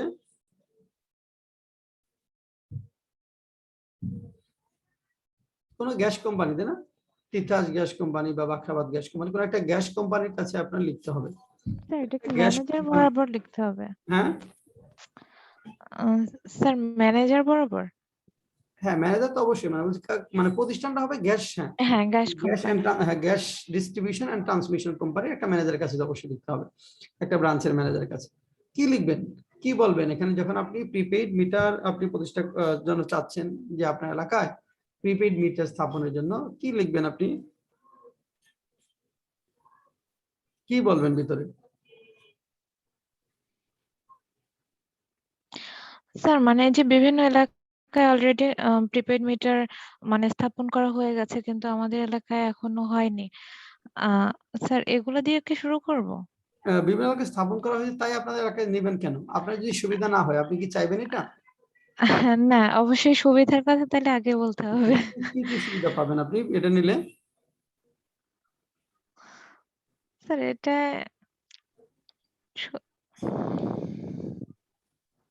সুবিধা সুবিধা না পেলে তো নেবে না, কেউ নিবে? যে আপনার এখন না, ধরেন স্যার। যে টাকা দেন মাসে, এর থেকে যদি বেশি জি, টাকা স্যার। আসে বিল, তাহলে কি আপনি নেবেন? না, স্যার। না, তাহলে এখানে সুবিধার কথা নরমালি আপনি বলবেন যে আপনি শুনেছেন যেসব এলাকায় মিটার স্থাপন করা হয়েছে তাদের মান্থলি বিলটা মানে 2 বার্নারের জন্য যে 700-800 টাকার মধ্যে হয়ে যাচ্ছে। মানে এখানে মানে মিটার চার্জ যেটা অর্থাৎ প্রিপেইড যেটা দেওয়া হচ্ছে সেটা মানে মান্থলি চার্জের থেকে অনেক কম। এটা আপনার জন্য একটা সাশ্রয়, বড় ধরনের একটা সাশ্রয় হবে। আবার যেটা হলো যে এর ফলে আরেকটা সুবিধা হলো যে যারা অনেকে আছে যে কোনো কোনো মাসে গ্যাস ইউজই করে না, তারা হয়তো একটা জায়গায় বেড়াতে যায়, ঘুরতে যায়, বা 6 মাস এই জায়গায় থাকে, 6 মাস আরেকটা জায়গায় থাকে, কিন্তু তাকে 1 বছরের জন্য বিল দিতে হচ্ছে। তো প্রিপেইড মিটার হলে যতটুকু ইউজ করবে ঠিক ততটুকুই তাকে বিল দিতে হবে। সেই ক্ষেত্রে মান্থলি বিলের ঝামেলাটা থাকবে না, এটা একটা বিষয়। সিকিউরিটি বিষয়গুলো থাকবেন যে আপনি শুনেছেন যে প্রিপেইড মিটার কি হয় যে কোনো দুর্যোগের সময়, কোনো অ্যাক্সিডেন্ট অটোমেটিক বন্ধ হয়ে যায়। তাহলে অ্যাক্সিডেন্টের সম্ভাবনাটা অনেক কম এখানে, বিশেষ করে মানে এখানে ফায়ার অন্যান্য যেটা, সেগুলোর সম্ভাবনাটা অনেক তুলনামূলকভাবে অনেক কম। তো এইভাবে সুবিধাগুলোর কথা বলে তারপরে আপনি বলুন যে আপনার এলাকায় প্রিপেড মিটার স্থাপন করবার জন্য। তারপরে এটা অন বিহাফ অফ মানে X on behalf of the people of X Y Z area, এরকম বলতে হবে। ক্লিয়ার? জি, স্যার। আচ্ছা, আরেকটা দেখেন মিসসেলেনিয়াস মানে বলছি যে বিভিন্ন ধরনের, এগুলো কিন্তু হুটহাট করে এই ধরনের থাকে চিন্তা, মানে যেটা বললাম আপনি 10টা পড়লে ব্রেন এমনি খুলে যাবে, ব্রেন অটোমেটিক খুলে যাবে। এখন যেমন কিছুই আপনি চিন্তা করতে পারছেন না, এই আজকের ক্লাসের পরেই আপনার মনে হবে যে কিছু কিছু জায়গায় আপনার ব্রেনটা ওপেন হয়ে যাচ্ছে। এই জন্য আমরা একটা ওভারভিউ দিচ্ছি সাজেশনের উপর, হ্যাঁ, তারপর ডিটেলস করাবো। একটা ওভারভিউ দিচ্ছি যাতে আপনি মানে একটা আইডিয়া পান, কারণ যাদের তাড়াতাড়ি পরীক্ষা আছে তাদের জন্য একটা হেল্প করতে ভালো, হ্যাঁ। তারপর you have had a bank account for a few years. Recently, you received a letter from bank stating that your account does not have the required amount of money to keep that account active and that you will be charged ticket 1,000 to reactivate your account. Write a letter to the bank explaining what has happened and say what you like them to do. You should write about 150 words. এখানে বলছে যে আপনি একটা account use করেছেন কয়েক বছর ধরে, কিন্তু এখন কি হয়েছে যে আপনার পর্যাপ্ত পরিমাণ টাকা সেই অ্যাকাউন্টে নাই অ্যাক্টিভ রাখার জন্য। এখন 1000 টাকা আপনাকে জমা দিতে হবে অ্যাকাউন্টে অ্যাক্টিভ রাখার জন্য, ডিঅ্যাক্টিভেট করে রাখা হয়েছে। এখন আপনাকে বলছে যে কি ঘটেছে, ওরা বলেছে যে কি ঘটেছে, কি কারণে এমনটা হলো, আর এখন আপনি ব্যাংকে কি করতে বলবেন, এটাকে ডিঅ্যাক্টিভেট করে দিতে বলবেন নাকি আপনি 1000 টাকা জমা দিয়ে আবার অ্যাক্টিভ করতে বলবেন। তাহলে এখন এই ধরনের লেটার যদি আমরা লিখতে চাই, কি লিখতে হবে, কি বলতে হবে? জয়নাল বলেন তো, জয়নাল ভিডিওটা অন করে একটু বলেন তো কি বলতে হবে।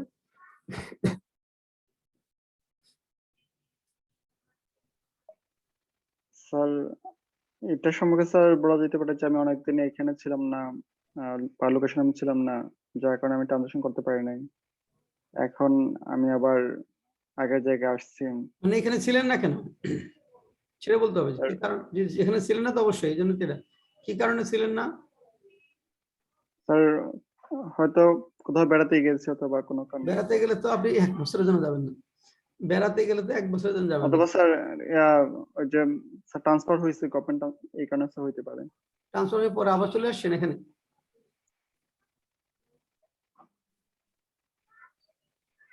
মৌসুমী কি বলবেন, ভিডিওটা অন করে বলেন।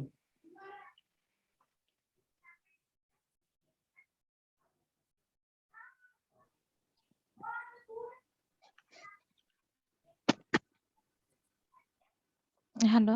হ্যাঁ, কি বলবেন আপনি বলেন। স্যার, স্যার এটা হতে পারে আমার একটা স্টুডেন্ট অ্যাকাউন্ট ছিল। আমি পড়াশোনা করতাম ঢাকায়, বাট রিসেন্টলি আমার কিছু পার্সোনাল প্রবলেমের জন্য আমি বাড়িতে চলে গেছি। আর মানে অ্যাকাউন্টটা কন্টিনিউ করা হয়নি, আর আমি ব্যাক করিনি। আমার পড়াশোনা ইমিডিয়েটলি কমপ্লিট হয়েছে। তো আপনি আবার চলে যাবেন, আপনি তো এখানে আবার থাকবেন না। জি স্যার। তাহলে তো স্যার পড়াশোনা, আমি আবার জব পারপাস এখানে আবার আসবো, মানে আসছি, তাই আমি এটা কন্টিনিউ করতে চাচ্ছি। আচ্ছা, হ্যাঁ, খুব কাছাকাছি গিয়েছে, একটু সুন্দর করে বলা যায়। ধরেন আপনি একটা বিজনেস করতেন করোনা প্যান্ডেমিকের আগে, এবং ওই বিজনেসটা করোনার সময় বন্ধ ছিল, এরকম হতে পারে না যে করোনার সময় আপনার বিজনেসটা বন্ধ ছিল এবং ওখানে বিজনেসটা আপনি দীর্ঘ দেড় দুই বছর পুরো প্যান্ডেমিকের সময় বিজনেসটা আপনার বন্ধ ছিল এবং এ কারণে ট্রানজাকশনটা হয়নি, আবার নতুন করে বিজনেসটা শুরু হচ্ছে, এখন আবার নতুন করে ট্রানজাকশনটা করবেন, এটা বলতে পারেন। অথবা ধরেন আপনি একটা প্রতিষ্ঠানে চাকরি করেন এবং ওই প্রতিষ্ঠানের স্যালারি যেটা দেওয়া হতো ওই ব্যাংকের মাধ্যমে, সকল কর্মচারীর স্যালারিটা ওই ব্যাংকের মাধ্যমে দেওয়া হতো এবং ওইটা এই কারণে ওই অফিস থেকে, বিশেষ করে আপনার প্রতিষ্ঠান থেকেই অ্যাকাউন্টটা ওপেন করা হয়েছিল সবার নামে।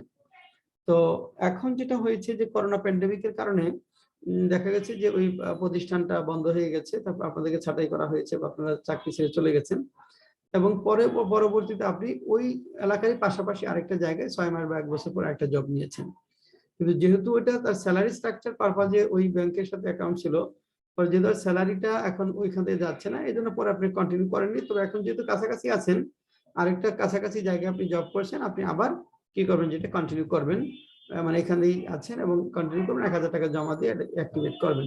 হয়তো 3টা ওয়ার্কিং ডেজ বা 7 ওয়ার্কিং ডেজ এর মধ্যে আপনি টাকাটা জমা দিবেন, এরকম বলতে হবে। হ্যাঁ, গুড। তারপর দেখেন এরপরে আছে, you have been using credit card for a few years, your billing statement shows a purchase transaction of ticket 20,000. You know that this information is incorrect. Write a letter to the card issuing bank, explain what has happened and say what you would like them to do. You should write at least 150 words. এখন credit card use করেন, 20,000 টাকার একটা বিল তারা show করছে, যেটা আপনি আসলে ওই পারচেজটা করেননি। তখন আপনাকে একটা একটা লেটার লিখতে হবে এটা সংশোধনের জন্য। কি লেখা যাবে জুবাইর, কি লিখবো?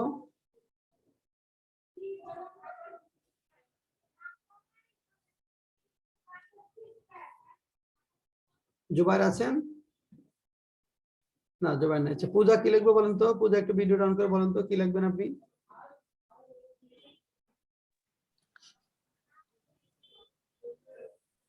হ্যাঁ, কি লিখবেন? এইখানে আমি ক্রেডিট কার্ডটা নিয়েছিলাম, দেন কি আমি কার্ড ইস্যুস ব্যাংক, মানে আপনার 20,000 টাকার একটা, আপনি যখন ক্রেডিট কার্ড দিয়ে পারচেজ করেন সাথে সাথে টাকাটা ডিডাক্ট করে, তাই না? কিন্তু এখানে 20,000 টাকার একটা ডিডাক্ট করছে একটা অ্যামাউন্ট, কিন্তু আপনি ওই পারচেজটা আপনি করেন না, এটা আপনি জানেন যেটা ভুল করেছে, তাহলে আপনি কি বলবেন এখন ব্যাংকে, মানে কি করতে বলবেন, কি লিখবেন লেটারে? তাহলে আমি আমার ওই ব্যাংকে জানাবো যে হচ্ছে আমি তো 20,000 টাকা যে আমার অ্যাকাউন্টে ছিল ওটা আমি নিইনি বা খরচ করিনি, তো এই কারণে যেন হচ্ছে তারা এটা তাদের হয়তো বা কোনো ভুল বা হচ্ছে তাদের টেকনিক্যাল প্রবলেমের কারণে হয়তো বা এটা দেখাচ্ছে যে সেখান থেকে আমি 20,000 টাকা ট্রানজাকশন করেছি, তো তারা যেন বিষয়টা একটু ভালোভাবে চেক করে। হ্যাঁ, এটা হলো দুইটা কারণের জন্য হতে পারে। যেমন ধরেন আপনি এরোনিয়াসলি তারা করতে পারে, ক্রিয়েট করতে পারে, হয়তো এরোনিয়াসলি যে আপনার কাছাকাছি কোনো নাম থাকতে পারে, সেই নামে করতে গিয়ে আপনার নামে করেছে এরকম, অথবা ভুল করে এটা করেছে, সরাসরি রেকর্ড করার সময় এটা ভুল করেছে, অথবা আপনি 2,000 টাকা দিয়ে একটা পারচেজ করেছেন, ওরা 20,000 টাকা উঠেছে। এরকম 2,000 টাকা লিখতে সময় আপনি 2,000 টাকাই করেছেন, তাদের স্বপ্ন থেকে 2,000 টাকার প্রোডাক্ট আপনি পারচেজ করেছেন, কিন্তু ওরা 20,000 টাকা ওইটা দেখাচ্ছে, তখন আপনার এই স্লিপটা জমা দিতে হবে যে অমুক ডেটে যখন 20,000 টাকা দেখাচ্ছে সেটা আপনি 20,000 টাকা না, 2,000 টাকার একটা ট্রানজাকশন, কিন্তু ওরা এরোনিয়াসলি 20,000 টাকা দেখাচ্ছে। পরে এটা রিকনসিলিয়েট করতে বলতে হবে, অ্যাডজাস্ট করতে বলতে হবে, মানে রিকনসিলিয়েশনের জন্য অ্যাপ্লাই করতে হবে, যেটা রিকনসিলিয়েশন করে নিয়ে নেওয়ার জন্য। যে আপনার কাছে যদি ডকুমেন্ট থাকে যে আপনি 2,000 টাকা পারচেজ করেছেন কিন্তু ওরা দেখাচ্ছে 20,000, তাহলে ওই ডকুমেন্টসটা জমা দিতে হবে ওই ডেটে রিকনসিলিয়েশন করার জন্য। যদি কোনো আপনার ডকুমেন্ট না থাকে তাহলে বলতে হবে যে ওরা এটা ভুল করেছে, এরোনিয়াসলি এটা ট্রিট করেছে, এটা সংশোধনের জন্য বা রিকনসিলিয়েশনের জন্য আপনি আবেদন করবেন। হ্যাঁ, ঠিক আছে। নেক্সট দেখেন, এরপরে আছে you play a team sports with some friends. Last week a member of team has an accident and was unable to play with you at the weekend. You decide to write to him in hospital, telling him about the match. Write a letter to your friend. In your letter, tell him who is team on, describe the condition of the match, say how you feel about the match. একজন বন্ধু যারা আপনার এই গ্রুপের সাথে খেলার কথা ছিল সেটা অ্যাক্সিডেন্ট করেছে, এটা প্রথমে তাকে হসপিটালে সমবেদনা জানাতে হবে, তারপরে ম্যাচের কথা বলতে হবে, যে ম্যাচটাতে খেলা হয়েছে, আপনারা জিতেছেন, খেলাটা খুব এক্সাইটিং ছিল, যদি সে থাকলে আরো ভালো হতো, তারপর তার সুস্থতা কামনা করতে হবে। আচ্ছা, তারপরে আছে you eat at your office cafeteria every lunchtime. However, you think it needs some improvements. Write a letter to the cafeteria authority regarding this. In your letter, লিখতে বলছে explain what you like about the cafe, say what is wrong with it, suggest how it could be improved. এখানে বলছে যে এই ক্যাফেটেরিয়ার, office cafeteria কোন জিনিসটা আপনি পছন্দ করেন এবং কিছু রং আছে, কোন জিনিসটা ওদের সীমাবদ্ধতা আছে, ভুল ত্রুটি আছে, আর কি করতে হবে। এই তিনটা জিনিস একত্রিত করে আপনাকে একটা লেটার লিখতে হবে। কি লিখবো মৌসুমী বলেন?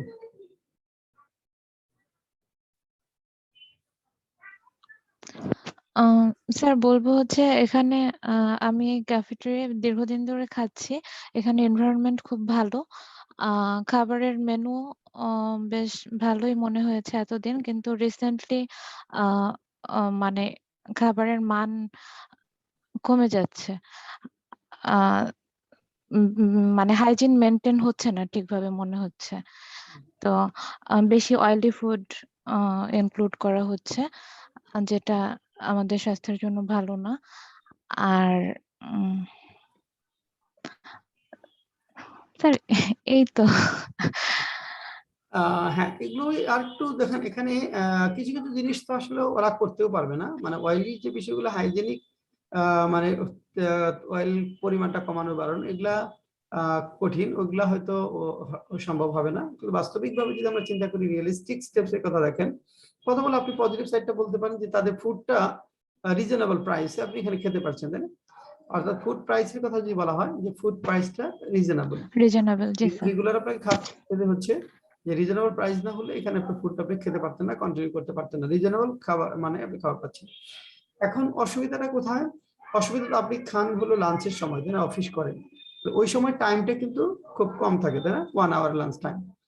তো এই লাঞ্চ টাইমের মধ্যে আপনাকে খেতে হয়, মিড ডে প্রেয়ার করতে হয়, তারপরে একটু রেস্ট করে আবার অফিস শুরু করতে হয়।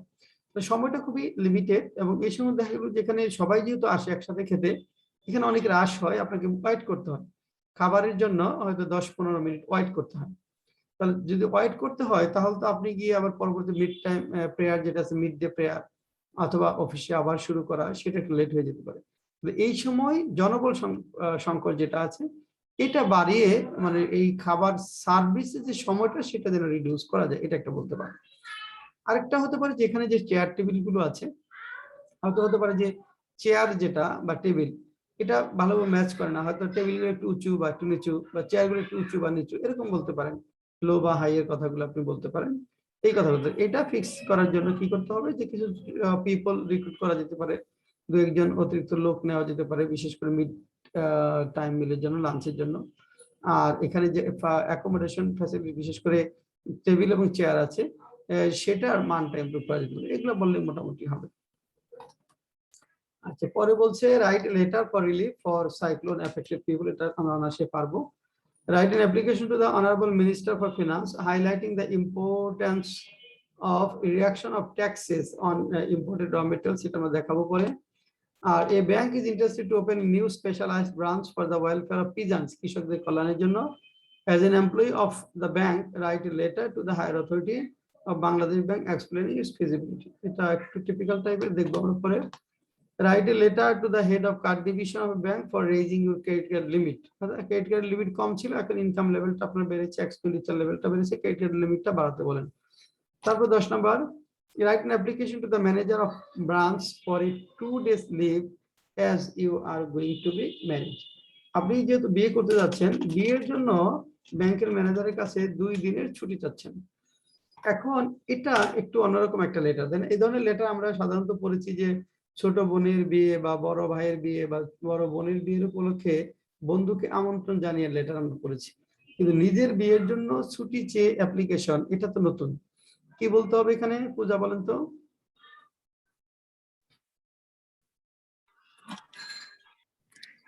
স্যার এখানে কি হচ্ছে লিভ ইন অ্যাডভান্স? হ্যাঁ, অবশ্যই লিভ ইন অ্যাডভান্স। বিয়ে তো আর আপনার হবে না, আগে তো বিয়ের আগে তো ছুটি নিতে হবে। 2 দিনের ছুটি, কিন্তু দেখেন 2 দিনে বিয়েটা কিভাবে সমাপ্ত হবে, 2 দিন ছুটিতে কিভাবে ম্যানেজ হবে সেটাও বলতে হবে। আর কি বলতে হবে? আচ্ছা, 2 দিনের ছুটিতে বিয়েটা কিভাবে হয় সেটাকে বলেন। স্যার জানি না। আচ্ছা মৌসুমী, 2 দিনের ছুটিতে বিয়েটা কিভাবে হবে?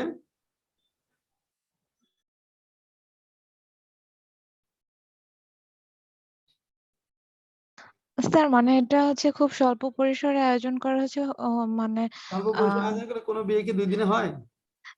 স্যার শুধু আক্ট করা হচ্ছে বা এই ধরনের মানে না, এটা 2 দিন। আপনি দেখেন এখানে বুধবার বৃহস্পতিবার যদি ছুটি নেন, শুক্রবার শনিবার পাচ্ছেন, তাই না? বোনাস। তাহলে কয়দিন হলো? 4 দিন, জি তাই না? স্যার। আবার ধরেন হয়ে গেল বলে দিন রবিবার হয়তো 16ই ডিসেম্বর অথবা 21শে ফেব্রুয়ারি। এইভাবে চিন্তা করবেন যে আপনি বুধবার বৃহস্পতিবার ছুটি, শুক্রবার শনিবার হলিডে, আবার পরের রবিবার হলো আপনার ভিক্টোরি ডে অথবা 21 ফেব্রুয়ারি, সেটা একটা গভর্নমেন্ট হলিডে। তাহলে 5 দিন হয়ে যাচ্ছে, 5 দিনে হবে, তাই না? আচ্ছা, 5 দিনে হবে এক। তাহলে 2 দিনের কথা বললে আপনি 2 দিন ছুটি নিলে 5 দিনে এইভাবে হিসাবটা দিতে হবে তাকে। আর আরেকটা বিষয় হলো যে আপনি কি বলবেন নিজের বিয়ের ক্ষেত্রে, কি বলবেন বলেন তো? স্যার আমার আসলে আইডিয়া নেই। কি বলবো? জয়নাল কি বলবেন নিজের বিয়ের জন্য ছুটি যখন চাইবেন? স্যার আমার আইডিয়া নেই স্যার। আইডিয়া তো কিছু কিছু চিন্তা করতে হবে। তাৎক্ষণিক এই ধরনের লেটার তো কমন পড়বে না, পড়বে কোনো বইতে এটা পাওয়া যাবে? ধরেন এটা যখন আসছে, আসার আগে কোনো বইতে ছিল এটা? না স্যার। কিন্তু আপনাকে তো লিখে আসতে হবে। তো এখন দেখেন এই ধরনের লেটার গুলো প্রথমে হলো যে বিয়ের যে বিষয়টা সেটা ফ্যামিলির উপর দায় বর্তাতে হবে, যে অর্থাৎ আপনার মা বাবা দীর্ঘদিন ধরে আপনাকে প্রেশারাইজ করছে। তো প্রথমে এখানে আপনি কতদিন ধরে কাজ করছেন, এই ব্যাংকে 3 বছর 4 বছর বা 5 বছর ধরে কাজ করছেন বা 3 বছর ধরে কাজ করছেন এরকম বলবেন। তারপরে আপনার মা বাবা দীর্ঘদিন ধরে আপনার কে প্রেশারাইজ করছে বিয়ে করার জন্য, কিন্তু এতদিন পর্যন্ত আপনি মা বাবার কথা শোনেননি, আপনি ক্যারিয়ারের জন্য নিজেকে গোছাবার জন্য সময় নিয়েছেন, কিন্তু এবার তারা আর মানে আপনার কথা রিকোয়েস্ট শুনছে না। তারা নিজেরাই পাত্রী দেখে বা পাত্র দেখে চুজ করে ফেলেছে। এখন সেই পাত্র বা পাত্রীর একটু বর্ণনা দিতে হবে যে তিনি কি করেন।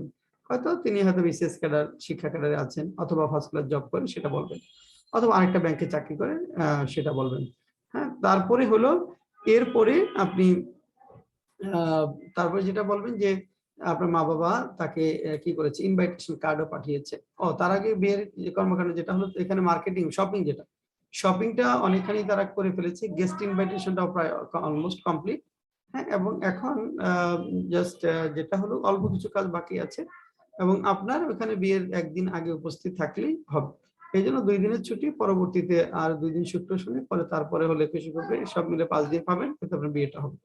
আর আপনি সাথে সাথে ম্যানেজারকে ইনভাইট করতে হবে, যে আপনার মা বাবা যে আপনার জন্য ম্যানেজারের জন্য একটা ইনভাইটেশন কার্ডও পাঠিয়েছে। পরবর্তী শেষে বলবেন যে 2 দিনের ছুটি মঞ্জুর করে এবং এই ইনভাইটেশন কার্ডটা গ্রহণ করে আপনি তাকে বাড়িতে পাবেন। এই লেখা যাবে? পারবেন? জি স্যার। হ্যাঁ, মানে আইডিয়াটা থাকতে হবে, আইডিয়াটা থাকলে আমরা লিখতে পারবো। আচ্ছা, letter to the editor. Letter to the editor, 2-3টা লেটার টু দ্য এডিটর সাধারণত সমসাময়িক বিষয়গুলো নিয়ে লেটার টু দ্য এডিটর আসে। সমসাময়িক লেটার আপনাদের ব্যাংকের পরীক্ষায় প্রবলেম রিলেটেড বিষয়গুলো আসে। বিসিএস এ যেমন 2 ধরনের লেটার থাকে। হ্যাঁ, একটা হলো পাবলিশড আর্টিকেলের উপর লেটার লিখতে হয়, আর একটা হলো নন পাবলিশড আর্টিকেলের উপর। 2 ধরনের লেটার, কিন্তু ব্যাংকে পাবলিশড আর্টিকেলের উপর থাকবে না, সাধারণত নন পাবলিশড আর্টিকেল। পত্রিকায় এটা প্রকাশিত হয়নি, কিন্তু আপনি তাকে পত্রিকা প্রকাশের অনুরোধ করতেছেন একটা সমসাময়িক কোনো বিষয় নিয়ে, কোনো সমস্যা বা সম্ভাবনা নিয়ে। সমস্যা নিয়ে লেখায় আসে বেশি, সম্ভাবনাটা কম আসে। এখানে যেমন একটা লেটার দেখেন, right a letter to the editor of renowned daily to draw the attention of the health ministry to ensure COVID-19 vaccine for all within a reasonable time. সকল একটা রিজনেবল টাইমের মতো COVID-19 ভ্যাকসিন দেওয়ার জন্য health ministry দৃষ্টি আকর্ষণের জন্য। Write a letter to the editor of a renowned daily to draw the attention of the Ministry of Commerce to take steps against unbridled price hike. যে আনব্রিডল price hike, এটার বিরুদ্ধে ব্যবস্থা গ্রহণের জন্য কি করতে হবে? ব্যবস্থা গ্রহণের জন্য কমার্স মিনিস্ট্রির দৃষ্টি আকর্ষণ করতে বলবেন।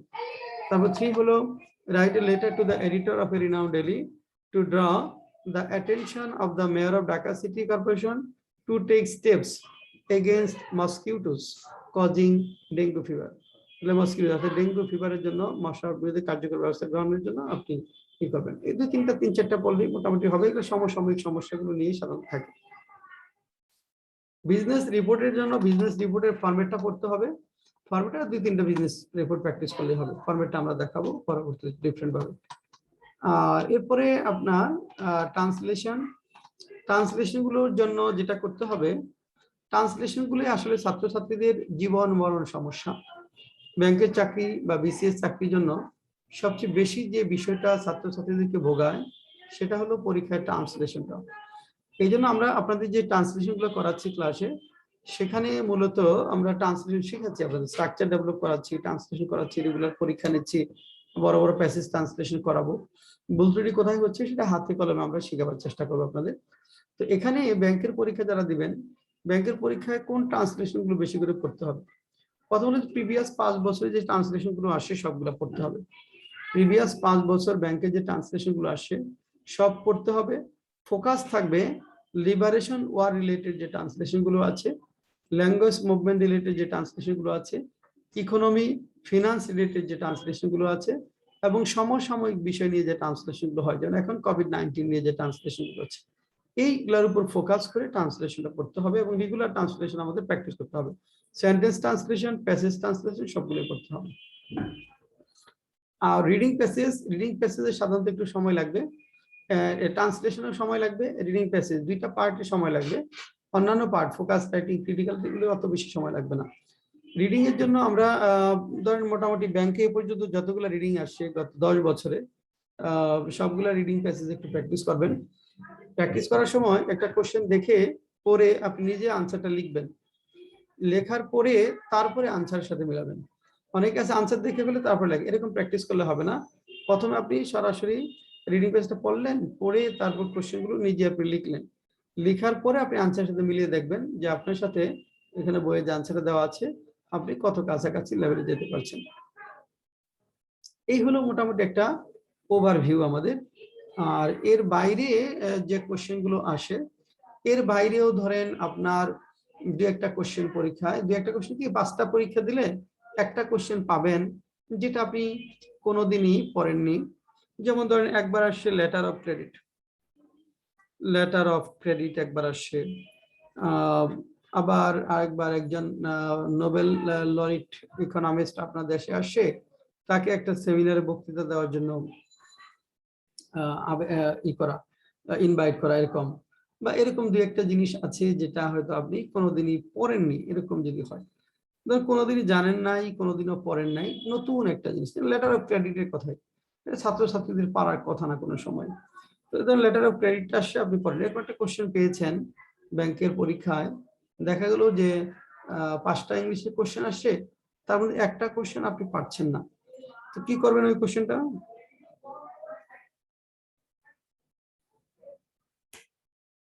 মৌসুমী কি করবেন কোশ্চেনটা?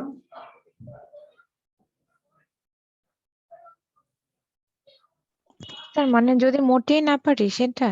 হ্যাঁ, ধরুন ওটা সম্পর্কে ধারণা নেই আপনার একদম, কি করবেন? স্যার তাহলে তো কিছু করার নেই, রেখে আসতে হবে। হ্যাঁ, রেখে আসতে হবে। হ্যাঁ, জয়নাল কি করবেন? স্যার যতটুকু আইডিয়া নেওয়া যায় তার উপর বেস করে স্যার লিখে আসবো। আচ্ছা, পূজা কি করবেন? স্যার যতটুকু পারবো সেটা নিয়ে লিখবো। আচ্ছা, এখন ধরেন আপনার ব্যাংকের যে কোশ্চেনটা হয় সেই কোশ্চেনে ফুল আনসার যদি কোনো স্টুডেন্ট করে কি হবে তার?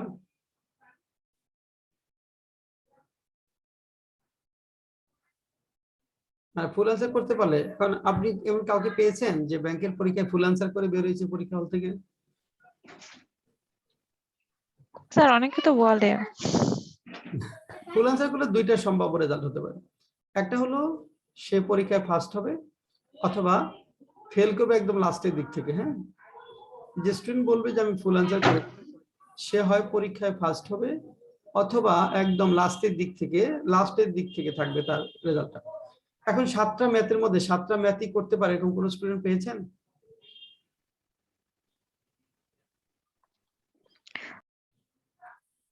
মানে লাস্ট 2 ব্যাংকের যে স্যার একটা রেজাল্ট দিল, ওটাই তো অনেকে বলে যে 7টাই ম্যাথ করেছে। 7টাই ম্যাথ করছে? স্যার আমি ওইটা দিয়েছিলাম, আমি অবশ্য 6টা করেছিলাম। রিটেনের কথা বলছি, জি রিটেন। স্যার, আচ্ছা, জি স্যার রিটেনে। কোনটা ছিল, কোন ব্যাংকের? স্যার ওই যে রূপালী জনতা, স্যার এই যে রিসেন্ট যে প্যানেলের রেজাল্ট দিল। কয় বছর আগে পরীক্ষা ছিল এটা? স্যার ওটা 19 সালে পরীক্ষা হয়েছিল। 19 সালে পরীক্ষা আছে। এখন আমাকে বলেন, আচ্ছা আপনি ম্যাথ একটা বাদ দিয়েছেন, মানে 6টা করতে পারছেন, তাই না? স্যার আমি শুধু মানে রিটেন সাইড আমার খুব খারাপ হয়েছে, শুধু ম্যাথে 6টা আচ্ছা, না পারছিলাম। 6টা পারছেন। এখন আসেন, ইংলিশে যে কয়টা কোশ্চেন ছিল, কয়টা আনসার করছেন? স্যার ওই যে স্যার অন্যগুলো তো ভালো হয়নি স্যার, সবই মানে টুকিটাকি জাস্ট টাচ করে গেছিলাম। টাচ করলে তার ফুল অ্যান্সার হলো না। হ্যাঁ, টাচ করার জি নাম স্যার। তো আর ফুল অ্যান্সার না। এখন জি দেখেন, স্যার। হ্যাঁ, এখন দেখেন একটা স্টুডেন্ট নরমালি যেটা হলো যে 5টা ম্যাথ থাকলে আমরা ধরে নিই যে 3টা ম্যাথ যার হয়েছে তার পরীক্ষাটা ভালো হয়েছে ম্যাথে, তাই না? জি স্যার। এভারেজের মধ্যে 5টা ম্যাথের মধ্যে যে 3টা ম্যাথ কারেক্ট করতে পেরেছে তার পরীক্ষাটা ভালো হয়েছে। এখন ধরেন ইংলিশের ক্ষেত্রে যখন আসলেন, 2টা অনুবাদের মধ্যে দেখা গেল যে একটা অনুবাদ অনেক কঠিন, একটা অনুবাদ তুলনামূলকভাবে সহজ। একটা অনুবাদ আপনি ধরেন পারলেন, আরেকটা অনুবাদের ধরেন 10 লাইন আছে, 5 লাইন পারলেন, ওটা কিন্তু আপনার ফুল আনসার হলো না, অর্ধেক আনসার করলেন এখানে। হ্যাঁ, ওটা কিন্তু ফুল আনসার বলা যাবে না। আপনি টাচ করেছেন, টাচ আনসার করা আর ফুল আনসার করা কিন্তু ডিফারেন্ট। এক, জি স্যার। তারপরে ধরেন আপনি ফোকাস রাইটিং আসছে, ফোকাস রাইটিংটা হয়তো 15 মিনিটে লিখলেন। হ্যাঁ, সাথে ক্রিটিক্যাল রাইটিং আছে, এটা সম্পর্কে আপনি ধারণা নেই, হয়তো ধরেন 5 লাইন 7 লাইন লিখলেন, এটাকে কিন্তু ফুল আনসার বলবো না আমরা, শুধু আপনি টাচ করেছেন। আবার রিডিং প্যাসেজ যখন দেখা গেল যে তাড়াহুড়ার জন্য রিডিং প্যাসেজে 5টা কোশ্চেন আসছে, আপনি শেষে শুরু করছেন 2টা কোশ্চেনের আনসার করতে পারছেন, কাজে ওখানে 3টা কোশ্চেন বাদ দিলেন। ধরেন 5টা কোশ্চেনে তো আপনার ছিল 25 নাম্বার, আপনি আনসার করছেন ওখানে 2টা কোশ্চেন, মানে 10 নাম্বার আনসার করছেন, 15 কিন্তু আপনি আনসার করতে পারেননি, তাহলে 15 আপনার ওইখান থেকে বাদ পড়ে গেল। আবার অনুবাদে হয়তো অর্ধেক বাদ পড়ে গেছে, একটা এখানে তো 10 নাম্বার চলে গেছে। এভাবে কিছু কিছু জায়গায় বাদ দিয়ে আপনি দেখবেন যে সত্যিকার আপনি যদি ধরেন যে আপনাকে এমনি 15-20 এমনি ছাড়তে হয়েছে, তাই না? জি ইংলিশ স্যার। পার্টে 15-20 ছেড়ে দিতে হয়েছে। তাহলে এখন যেটা হলো, তার মানে ওইটা অনেকেই বলে ফুল অ্যান্সার, সেটা ফুল অ্যান্সার না, ফুল টাস্ক করছে সে। জি আমরা স্যার টাচ করা। আমরা যেটা বলেছি সেটা হলো ধরেন ফুল অ্যান্সার সম্ভব না কোনোদিনও। একদম কমপ্লিট ভাবে ফুল। হ্যাঁ, সম্ভব না। এখানে 7টা ম্যাথ এবং 7টা পারবেন, এটা 7টা ম্যাথ পারলে এদিকে তার রাইটিং পার্টে অর্ধেক বাদ পড়ে যাবে। 7টা ম্যাথের মধ্যে কেউ যদি 7টা ম্যাথ করে, রাইটিং পার্টের মানে মিনিমাম 1/3 তার বাদ পড়ে যাবে, 1/3 আনসারই করতে পারবে না, সে সময় পাবে না। এখন জি ধরেন স্যার। আপনার এরকম হলো যে আপনি ধরেন ফুল অ্যান্সার করলেন, হ্যাঁ 200, এখানে ফুল অ্যান্সার করতে গিয়ে, ফুল অ্যান্সার না, ইংলিশটা ধরি, ইংলিশ ধরেন আপনার 70 পরীক্ষায় আছে, এবং এখানে আপনি ফুল অ্যান্সার করতে গিয়ে আপনাকে প্রচুর তাড়াহুড়া করতে হলো। আপনি প্রচুর তাড়াহুড়া করলেন, এবং তাড়াহুড়া করতে গিয়ে যেটা করলেন সেটা হলো আপনি ধরেন 40% মতো নাম্বার পেলেন। অর্থাৎ এখানে 70 কে যদি আমরা 40%, তাড়াহুড়া করে কিছু ছাড়লেন, কিছু বাদ দিলেন, এখানে 40, তাহলে কত হবে বলুন তো? 70-এর 40%, 28। 28 স্যার। আপনি পেলেন 28। আরেকজন ধরেন 70-এর মানে সুন্দরভাবে এখানে 70 আনসার সে করে নাই, সে 60 আনসার করেছে, মানে এখানে আপনার বাদ দিয়ে দিয়েছে সে 10, ওটা একদম টাচই করে নাই, এবং সে এখানে ধরেন 60% নাম্বার ধরেন পেলো 60-এ, একটু ভালো করে লিখলো সুন্দরভাবে, কত হয়? 36, তাই না? 36 না? স্যার কত পার্সেন্ট নাম্বার? 60%, মানে 60 আনসার করেছে জি স্যার 60%, 36। হ্যাঁ। ডিফারেন্স কত দেখেন তো? 8, জি তাই না? স্যার 8। এই 8টা কি জি স্যার। সিগনিফিকেন্ট নাম্বার না সিগনিফিকেন্ট না বলেন? সিগনিফিক্যান্ট। Significant number. এখানে 8, 2-3 নাম্বারই অনেক সিগনিফিকেন্ট, 2-3 নাম্বারের জন্য আপনার প্যানেল অ্যাড করতে হয়। তো এটা হলো আপনার হিসাব, জি স্যার। এটা হলো আপনার হিসাব যে আপনি ফুল অ্যান্সার করলেন ইংলিশে, কিন্তু তাড়াহুড়া করতে গিয়ে একটু আস্তে আস্তে সবগুলো নাম্বার পেলেন, কিন্তু আপনি ঘরে 40% নাম্বার পেয়ে গেলেন। আরেকজন একটা কোশ্চেন বাদ দিয়ে বাকিগুলা সুন্দর করে আনসার করলো, সে 60% নাম্বার পেল, তাহলে তার হলো 36, তাহলে নাম্বার তার 8 নাম্বার সেখানে বেশি পাচ্ছে, এখানে সে 8 নাম্বার বেশি পাচ্ছে। তার মানে এখানে এইটাই হলো আপনার সবচেয়ে মানে বড় হিসাব, যে আপনি যেটা আনসার করবেন সেটা ভালোভাবে করবেন, যেটা করবেন না, হ্যাঁ সেটা পারেন না যেটা সেটা বাদ দিবেন, হ্যাঁ যেটা মানে পারেন লিখতে পারেন সেক্ষেত্রে তখন শেষে, হ্যাঁ যে কয়েকটা ভালো লিখলেন সুন্দরভাবে 4টা কোশ্চেন লিখলেন, আরেকটা কোশ্চেন আপনি খুব 5 মিনিট সময় পাচ্ছেন, 4-5 মিনিটের মধ্যে, ওইটা জাস্ট একটু টাচ করে আসবেন, আর 2-3 নাম্বার পাবেন, ওখানে ভালো নাম্বার আসবে না। আর ধরেন এখানে সেটা যদি শেষে আপনি এরকম হয় যে ট্রান্সলেশন, একটা ভালো পারছেন, আরেকটা জন্য জায়গায় রেখে গেছেন, বাকি আনসারগুলো করে এসে ট্রান্সলেশন, কঠিন ট্রান্সলেশনটা করা শুরু করলেন। সময় আছে 5 মিনিট, 10 লাইনের বা 12 লাইনের একটা 12 লাইনের ট্রান্সলেশন, 10 লাইনের একটা ট্রান্সলেশন। কারণ আপনার হাতে সময় আছে 5 মিনিট, এই কঠিন ট্রান্সলেশনটা শুরু করলেন। আপনি কয় লাইন করতে পারবেন 5 মিনিটে?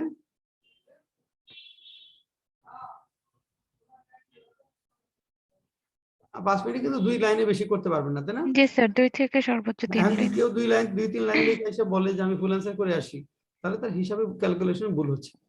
এখানে তার ক্যালকুলেশন ভুল হচ্ছে। বিসিএস এর পরীক্ষা আমরা বলি ধর 1000 শব্দ একটা এসে লিখতে হয়, 50 নাম্বার। এখন কেউ ধর 500 শব্দ লিখলো, তাকে কি আমরা বলবো সে ফুল অ্যান্সার করছে? না স্যার। না, সে কিন্তু অনেকে কিন্তু হিসাব করবে যে আমি ফুল অ্যান্সার করে আসি, না, সে তো 500 ওয়ার্ড লিখছে, মানে ওখানে 25 নাম্বার ছেড়ে দিয়েছে, ওইখানে সে 25 নাম্বার ছেড়ে দিয়েছে, তাহলে তার আনসার হয়েছে আসলে 200 এর মধ্যে 175 এক অর্থে। যখন এক্সামিনার দেখবে যে সে 500 ওয়ার্ডে একটা এসে লিখছে, তাহলে তাকে মার্কিং করা হবে 25 এর মধ্যে, 25 এর মধ্যে। হ্যাঁ, যে 25 এর মধ্যে সে কত পাবে?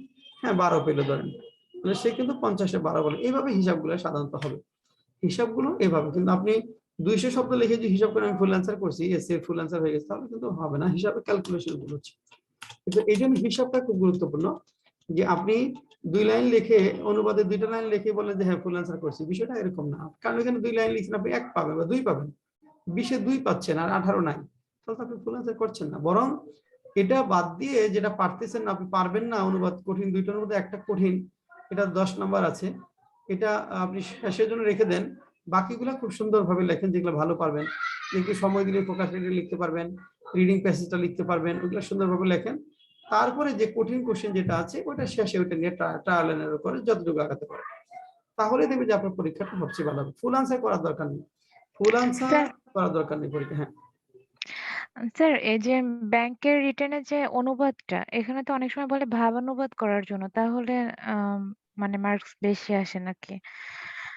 তো স্যার আমি যদি দেখি লাস্টে আমার টাইম নেই, তো একটা অনুবাদ আছে, সাপোজ 10 লাইন আছে, আমি যদি ওটা সামারাইজ করে স্যার যদি 5-7 লাইনের মধ্যে ভাবানুবাদ করি, তাহলে কি স্যার সেটা হবে? ভাবানুবাদ কিন্তু সামারাইজ না, ভাবানুবাদ স্যার না, মানে আমি বলতে চাইছি যে সামারাইজ আমার করা যায় সময় স্বল্পতার কারণে আমি যদি সামারাইজ করে ওটা মানে মোটামুটি এটা ঠিক না। রাখি অনুবাদে ওভারঅলটা। কিন্তু সামারাইজ করা যাবে না, অনুবাদে আচ্ছা, মানে লাইন বাই লাইনের ক্ষেত্রে গিয়ে সেন্স ডেভেলপ করা যায়।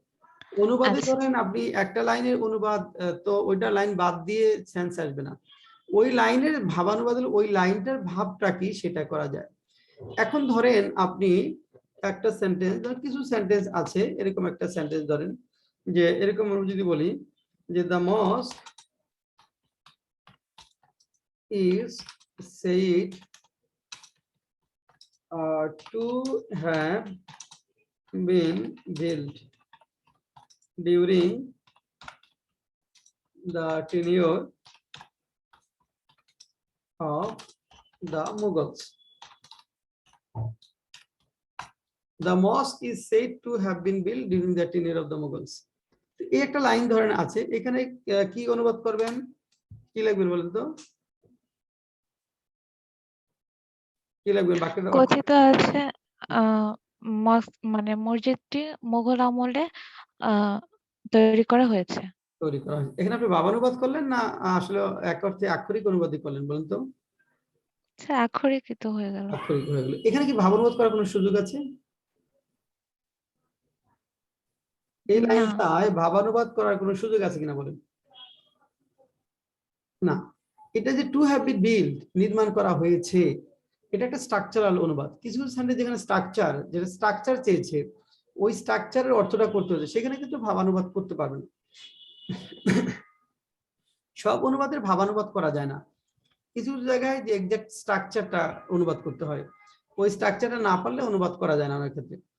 হ্যাঁ, কিছু কিছু জায়গায় ভাবানুবাদ করা যায়, সব জায়গায় ভাবানুবাদ করা যাবে না। আপনি নর্মালি পুরো একটা, এখানে যেমন আমরা ভাবানুবাদ করতে পারবো না। এরকম কিছু লাইন পাবেন যে 10টা লাইন আছে, 5টা লাইন পাবেন যে এরকম স্ট্রাকচার বেসড, সেটা কিন্তু স্ট্রাকচারের উপর ফোকাস করেই অনুবাদটা করতে হবে, সেখানে ভাবানুবাদটা করা যাবে না। হ্যাঁ, আর 5টা লাইনে তো পাওয়া যাবে যেখানে ভাবটা ডেভেলপ করা যাবে, সেন্সটা ডেভেলপ করা যাবে। হ্যাঁ, এখানে ভাবানুবাদ করতে গিয়ে 2-একটা শব্দ বাদ দিয়ে দেওয়া যায়, বা 2-একটা শব্দ আপনার মতো করে লেখা যায়, যে অনেক কিছু আছে আপনি বুঝতেছেন না, 2-একটা লাইন, 2-একটা ওয়ার্ড, ওই ওয়ার্ডটা ওয়ার্ড বাই ওয়ার্ড করতে গেলে এটা করতে পারবেন না, তাহলে ওইটা ওইখানে আপনি একটু সেন্স ডেভেলপ করে একটু কিছু অ্যাডিশন কিছু রিডাকশন করে এখানে ভাবানুবাদটা করতে পারবেন। কিন্তু যেখানে স্ট্রাকচার ডেভেলপমেন্টের বিষয়গুলো আসে সেক্ষেত্রে কিন্তু আপনার ভাবানুবাদ করা কঠিন হবে। এই জন্য একটা কিছু কিছু জায়গায় ভাবানুবাদের বিষয় আসবে, কিছু কিছু জায়গায় আপনার মানে ওই স্ট্রাকচার বেস স্ট্রাকচারের উপর ভিত্তি করে করতে হবে। শুধু ভাবানুবাদ করতে হলে তো আপনার অনেক বেশি দক্ষতার প্রয়োজন হয়। স্ট্রাকচার বেসড অনুবাদ যারা করে তাদের থেকে অনেক বেশি দক্ষতা থাকলেই কেবল ভাবানুবাদটা করা যায়। যাদের এখন ধরেন খুব দুর্বল স্ট্রাকচার মানে স্ট্রাকচারালি যারা অনেক পোর তারা কিন্তু ভাবানুবাদ কখনোই করতে পারবে না। পারবে? কি মনে হয় আপনার? না স্যার। যে সেন্টেন্সটা বুঝতেছেন না মানে স্ট্রাকচারটাই বুঝতেছেন না, এখানে ধরেন এই স্ট্রাকচারটা যে বুঝবে না, দ্য মস্ক ইজ সেড তারপর টু হ্যাভ বিন বিল্ড, তো এই স্ট্রাকচারটাই যে বুঝতেছে না এখান থেকে শুরু করে ধরেন এখান থেকে এই পর্যন্ত যে স্ট্রাকচারটা বুঝতে পারবে না তার পক্ষে ভাবানুবাদ করাটা সম্ভব হবে না। হ্যাঁ মানে এই এখানে এটার স্ট্রাকচার বেসটি চাইছে। হ্যাঁ এই জন্য আমরা যেটা বলি কিছু কিছু জায়গায় ভাবানুবাদ করতে হবে, কিছু কিছু জায়গায় আমাদের স্ট্রাকচারের উপর একটু ফোকাস করতে হবে। হ্যাঁ কিছু কিছু জায়গায় আপনি আপনার মতো করে ভাবানুবাদ মানে হলো কিছু ডিডাকশন এডিশন করে নিজের মতো করে সাজিয়ে নেবেন, সেটা করতে পারলে অনেক ভালো, সেটা করতে পারলে অনেক ভালো। কিন্তু আমি ব্যক্তিগতভাবে মনে করি ভাবানুবাদ করবার জন্য অনেক বেশি এফিসিয়েন্সি লাগে।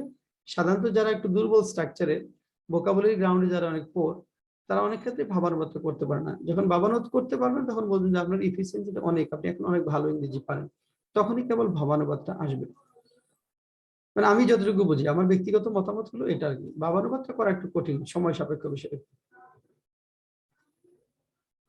আর ভাবানুবাদ যখন পারবেন তখন বুঝবেন যে ইয়েস আপনার অনেক দূর হয়েছে, ল্যাঙ্গুয়েজের আপনি এখন অনেক কিছু পারেন। আচ্ছা এই হলো এই পর্যন্ত, কারো কোনো কথা আছে কিনা দেখেন তো? না স্যার।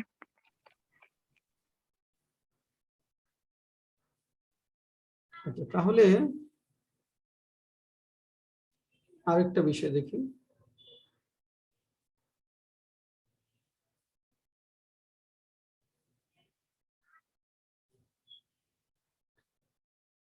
এখন আমরা আজকে ক্রিটিক্যাল এসে একটা ফরম্যাট একটু দেখি যেটা আমাদের পরীক্ষায় আসে। ক্রিটিক্যাল এসে বলতে আসলে আমরা কি বুঝি, এগুলো কিভাবে লিখতে হবে? Critical writing means putting points on some given topic from critical viewpoint. It may include argumentative essay, bodh-view discussion essay, and so on. Critical viewpoint থেকে আলোচনা করতে হয়, সাধারণত দুইটা পয়েন্টই তুলে ধরতে হয়। ধরেন আপনাকে একটা কোশ্চেন দিয়েছে, দিয়ে বললো আপনি এগ্রি করেন কিনা বা ডিসএগ্রি করেন কিনা, আপনি এগ্রি ডিসএগ্রি যাই করতে বলুক আপনাকে সেটা দুইটা ভিউ পয়েন্ট থেকে আলোচনা করতে হবে। একইভাবে discuss both the views and give you opinion, এরকম কথা থাকলেও আপনাকে দুইটা ভিউ পয়েন্ট থেকে আলোচনা করতে হয়। এখন আর্গুমেন্টেটিভ এসে গুলো আমরা পরীক্ষায় কোশ্চেন দেখে কি করে বুঝবো যেটা আর্গুমেন্টেটিভ এসে? সেটা কোশ্চেনের শেষে লেখা থাকবে এরকম যে do you agree or disagree, to what extent do you agree or disagree, how far do you agree with the statement, এই কথাগুলো সাধারণত বলা থাকবে আর্গুমেন্টেটিভ এসে ক্ষেত্রে। তো আর্গুমেন্টেটিভ এসে যখন লিখবো আমরা চারটা প্যারা হবে। প্রথমে হলো যে এখানে দেখেন আর্গুমেন্টেটিভ লেখার সময় শুরুতে ইন্ট্রোডাকশন, তারপর আপনি যে পক্ষে সেই পক্ষের কথাগুলো আগে লিখবেন, তারপর অন্য পক্ষের কথাগুলো লিখতে হবে, সবশেষে কনক্লুশন লিখতে হবে। যারা ইংরেজি একটু দুর্বল তাদের সুবিধার্থে আমরা আর্গুমেন্টেটিভ এসে একটি কমন ফরম্যাট নিচে তুলে ধরলাম, আশা করি এটি ফরম্যাটটি আপনার উপকারে আসবে। আমরা ফরম্যাট ধরে একটু শিখবো, আর যখন অনেক ভালো লিখতে পারবো তখন ইন্ট্রোডাকশন আর কনক্লুশনটা আমরা আলাদা করে ফেলবো, মানে কনক্লুশন ইন্ট্রোডাকশন এবং কনক্লুশনটা নিজের মতো করে লিখবো, আর বাকিটা ফরম্যাট ঠিক থাকবে। এখন দেখেন ইন্ট্রোডাকশন আমরা কি লিখব?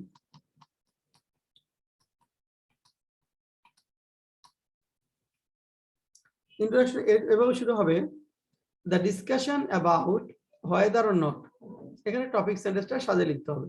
The discussion about whether or not is a debatable one. It is very usual that people hold different views over a controversial topic and are inclined to put forward strong feelings and reasonings in favor of their arguments. For some specific reasons, my inclination goes, যদি পক্ষে থাকেন আপনি লিখবেন in favor of the statement, বিপক্ষে থাকলে লিখবেন goes against the statement। এখানে যদি আপনি বিপক্ষে থাকেন তাহলে আগে বিপক্ষের কথাগুলো বলবেন, পক্ষে থাকলে আগে পক্ষের কথাগুলো বলবেন। এখানে শুধু এই টপিক সেন্টেন্সটা লিখতে হবে আর সব কিছু মুখস্থ করে লিখতে পারবেন। The discussion about whether or not topic sentence is a debatable one. It is very usual that people hold different views over a controversial topic and are inclined to put forward strong feelings and reasoning in favor of their arguments. For some specific reasons, my inclination goes পক্ষে থাকলে in favor of the statement, বিপক্ষে থাকলে against the statement. পক্ষের কথাগুলো বিপক্ষে থাকলে আগে বিপক্ষের কথাগুলো বলবেন, তারপরে পক্ষের কথাগুলো, আর পক্ষে থাকলে আগে পক্ষের কথাগুলো তারপর বিপক্ষের কথাগুলো বলতে হবে। এখানে সায়েন্টিফিক ইনভেনশন এবং টেকনোলজিক্যাল ইনোভেশন রিলেটেড যদি কোনো টপিক থাকে, যে বিজ্ঞানের কোনো আবিষ্কার, প্রযুক্তির কোনো উদ্ভাবন নিয়ে যদি কোনো টপিক থাকে, সাধারণত সেগুলো পজিটিভ সাইডের পক্ষে থাকবেন। হয়তো আপনার বলা থাকলো যে Facebook has destroyed relationship among family members and friends, how do you agree with this statement? এটা প্রযুক্তিগত একটা ইনোভেশন, এটা ডেস্ট্রয়ের কথা বলছেন না, এটা আপনি বলবেন পজিটিভ, যে ডেস্ট্রয় বলছে এগ্রি ডিসএগ্রি করবেন আপনি। বলে যে science is a curse for mankind, how far do you agree with this statement? যে বিজ্ঞান মানুষের জন্য অভিশাপ, আপনি এটা কতটুকু একমত পোষণ করেন? আপনি ডিসএগ্রি করবেন যে অভিশাপ না, কল্যাণ। এইভাবে কল্যাণ আসে, তারপরে প্রথমে পজিটিভ সাইডটা বলবেন যে ইয়েস এইভাবে সায়েন্স কল্যাণ করেছে, তারপরে কি কি ক্ষতির কারণ হয়েছে সেগুলো পরের প্যারায় বলবেন। আচ্ছা, তাহলে এখানে আমরা ইন্ট্রোডাকশন, একটা কমন ইন্ট্রোডাকশন লিখে যাব, তারপরে ফার্স্ট প্যারাতে কি বলবো দেখেন। ফার্স্ট প্যারাটা আমরা কিভাবে ডেভেলপ করব? প্রথমে লিখবেন দেয়ার আর এ গুড নাম্বার। প্রথম হলো যে কোশ্চেনটা পাওয়ার পরে আমরা কিছু টপিক মানে পয়েন্টটা লিখবো, যে এই পয়েন্টটা এই এসেটা কি কি পয়েন্টসের ভিত্তিতে হওয়া উচিত।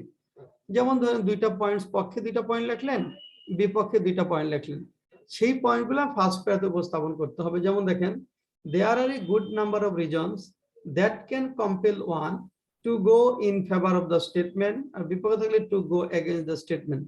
ফার্স্ট এন্ড ফরমোস্ট, প্রথমত এটা বলে এখানে একটা পয়েন্ট বলবেন, যে কি কারণে আপনি পক্ষে যাচ্ছেন সেটা একটা এখানে একটা পয়েন্ট বলবেন। ফর এক্সাম্পল বলে একটা উদাহরণ দেব, ফর এক্সাম্পল বলে আমরা একটা উদাহরণ দিব। বিসাইডস, তাছাড়া বলে আরেকটা উদাহরণ পয়েন্ট লিখবো। অ্যাজ এন এক্সাম্পল বলে একটা উদাহরণ দিব। Moreover, but last but not list, সর্বশেষ কিন্তু কম গুরুত্বপূর্ণ নয়, এটা বলে আমরা একটা পয়েন্ট লিখবো। টু সাইট এন এক্সাম্পল বলে একটা উদাহরণ দেবো। এখন দেখেন ব্যাংকের পরীক্ষায় এতগুলো পয়েন্ট লেখা কঠিন, সাধারণত দুইটা একটা এও লাগবেন, যে এখানে পক্ষে দুইটা বিপক্ষে একটা, বা বিপক্ষে দুইটা পক্ষে একটা, এর বেশি আপনি লিখতে পারবেন না। তারপর যদি কখনো সময় পান, সময় থাকে, তাহলে যদি বড় করা যায় তাহলে কিভাবে পয়েন্টগুলো লিখতে হবে সেটা আমরা দিয়েছি। ফার্স্ট এন্ড ফরমোস্ট বলে আপনি একটা পয়েন্ট বললেন, ফর এক্সাম্পল বলে একটা উদাহরণ দিলেন, বাস্তব লাইফ রিলেটেড একটা উদাহরণ দিবেন। এখন যদি আপনি উদাহরণ না পান, ওই রিলেটেড উদাহরণ খুঁজে না পান, তাহলে এই পয়েন্টটাই একটা দুটো লাইন বাড়িয়ে ব্যাখ্যা করবেন। এই পয়েন্টটা একটা বা দুইটা লাইন বাড়িয়ে এটা ব্যাখ্যা করবেন। তারপর বিসাইডস বলে আরেকটা পয়েন্ট আমরা লিখবো। এজ এন এক্সাম্পল বলে একটা উদাহরণ দিব। মোরওভার বা লাস্ট বাট নট লিস্ট, অধিকন্তু সর্বশেষ কিন্তু কম গুরুত্বপূর্ণ নয়, এটা বলে লাস্ট পয়েন্টে লিখলেন। টু সাইট এন এক্সাম্পল বলে একটা উদাহরণ দিবেন। তারপরে এসে সেকেন্ড প্যারাতে যেটা লিখবো, there are however some arguments against this which I am going to discuss now. There are however some arguments against this, এর বাইরে কিছু বিরুদ্ধে এর এগেইনস্ট কিছু পয়েন্টস রয়েছে যেগুলো আমি এখন ডিসকাস করে যাচ্ছি। বলে ইনিশিয়ালি বলে প্রথম পয়েন্টটা লিখবেন, যে কি কারণে এটা বিপক্ষে কিছু লোক যাচ্ছে, উদাহরণ দিবেন ফর ইনস্ট্যান্স বলে। দ্বিতীয় প্যারা লিখবেন এগেইন বলে, উদাহরণ দিবেন টু ইলাস্ট্রেট বলে। তারপরে লাস্ট প্যারা ইন এডিশন বলে পয়েন্ট লিখবেন, অ্যাজ এন ইলাস্ট্রেশন বলে উদাহরণ দিবেন। এখানে কিন্তু তিনটার বেশি, দুইটার বেশি পারবে না কোনো ক্রমে, আমরা তিনটা দেখাচ্ছি, দুইটার বেশি কখনোই পারা যাবে না। তারপরে কনক্লুশনে যেটা লিখবো আমরা, দেখেন কনক্লুশনে গিয়ে এটা রিস্টেট করতে হবে। দেখেন in conclusion after analysing all the points in favour and against the said topic, I would like to restate my opinion that, এটা রিস্টেট মানে যে পুনর্ব্যক্ত করা। I would like to restate my opinion that, আমি আমার মতামত পুনর্ব্যক্ত করতে চাই, যে মানে ওটা ইন্ট্রোডাকশন বলে আসছিলেন একটা পক্ষে, এখানে রিস্টেট করতে চান যে I am in favour of the statement অথবা I am against the statement. I think what I have stated in this essay emphasizes this point and requires no more discussion. I think what I have stated in this essay, আমি মনে করি যে এই এসেতে আমি যা আলোচনা করেছি সেটা আমার পয়েন্টসটা সঠিকভাবে উপস্থাপন করে এবং আর কোনো আলোচনা দরকার নেই। এইভাবে আমরা একটা ফরম্যাট অনুযায়ী লিখতে পারি।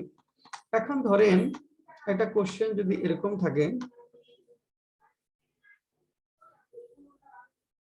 ধরেন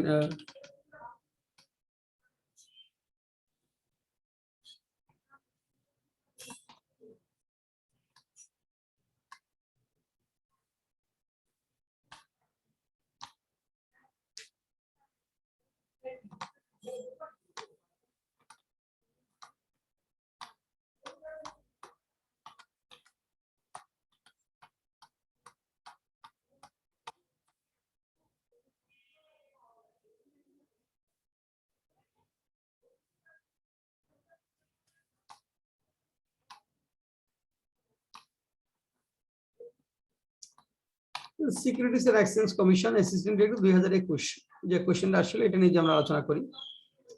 সিকিউরিটিজ এন্ড এক্সচেঞ্জ কমিশন 2021 এর যে কোশ্চেনটা আসে এটা নিয়ে যে আমরা এটা আলোচনা করি, আর্গুমেন্ট রয়েছে।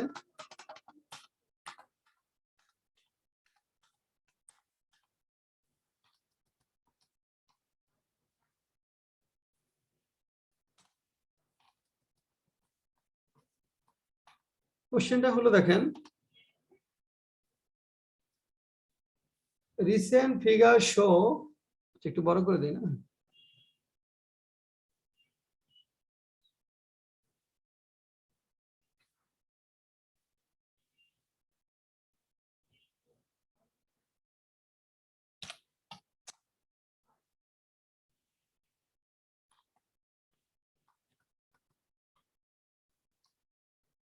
দেখেন recent figures show an increase in violent crime among youngsters in Dhaka city. Some psychologists claim that the basic reasons for this is that children these days are not getting emotional learning they need from parents and teachers. To what extent do you agree or disagree? অর্থাৎ এই যে বিশেষ করে এটা কিশোর gang বা এই ধরনের যে উৎপাত, ভায়োলেন্ট বিহেভিয়ার ফ্রম টিনেজার্স, সেটা নিয়ে একটা লেখা এসেছে। Recent figures show an increase in violent crime among youngsters in Dhaka city. Some psychologists claim that the basic reasons for this is that children these days are not getting emotional learning they need from parents and teachers. Parents এবং পিতামাতার কাছ থেকে emotional learning পাচ্ছে না, এই কারণে ছেলেমেয়েরা আজকাল ভায়োলেন্ট হয়ে যাচ্ছে। যে to what extent do you agree with the statement, আপনি কতটুকু একমত পোষণ করেন, কি বলবেন? প্রথম কোশ্চেন দেখে আমাকে বলেন তো, আপনি এগ্রি করবেন না ডিসএগ্রি করবেন?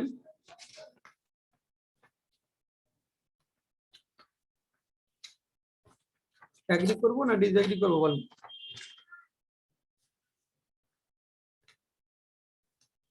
হ্যাঁ মৌসুমী, এগ্রি করবেন না ডিসএগ্রি করবেন?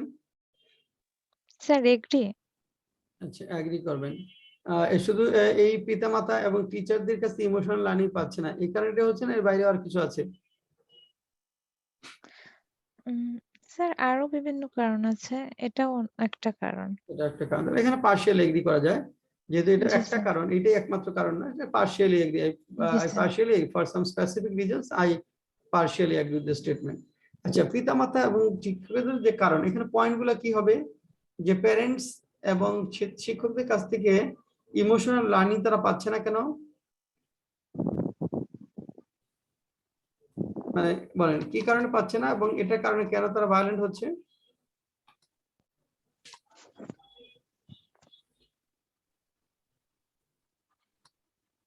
বলেন। প্রথম হলো পিতামাতা, যে অনেকেই both father and mother outside of the হাউসে ওয়ার্ক করছে, তাই না? তাদের জি একটা স্যার। ওয়ার্ক স্ট্রেসের কারণে তারা ছেলে মেয়েদেরকে সময় টাইম দিতে পারছে না টাইম ঠিকভাবে। দিতে পারছে না, এবং তারা বড় হচ্ছে হয়তো এখানে মেড সার্ভেন্টদের সাথে অথবা ওর গ্র্যান্ড প্যারেন্টসদের সাথে।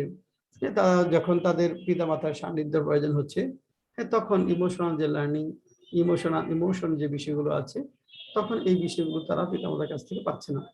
এটা একটা গুরুত্বপূর্ণ বিষয়। এই কারণে দেখা যাচ্ছে তারা ছেলেমেয়েরা ভায়োলেন্ট হচ্ছে।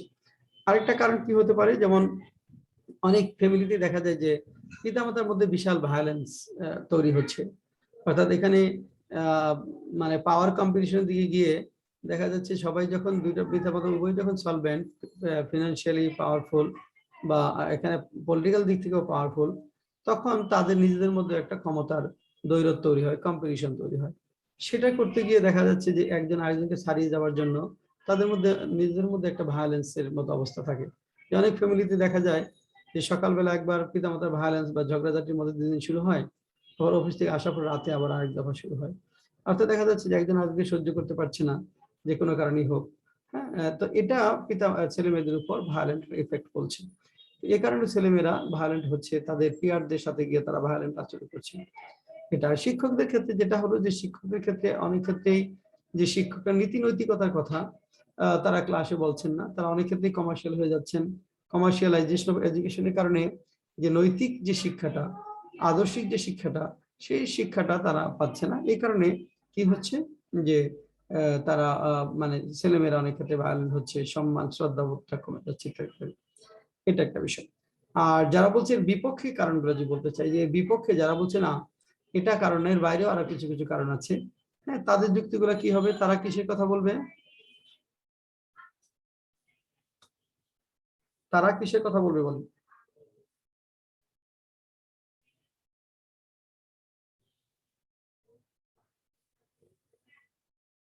পূজা বলেন তো, ছেলেমেয়েরা ভায়োলেন্ট হচ্ছে আর কি কি কারণের জন্য?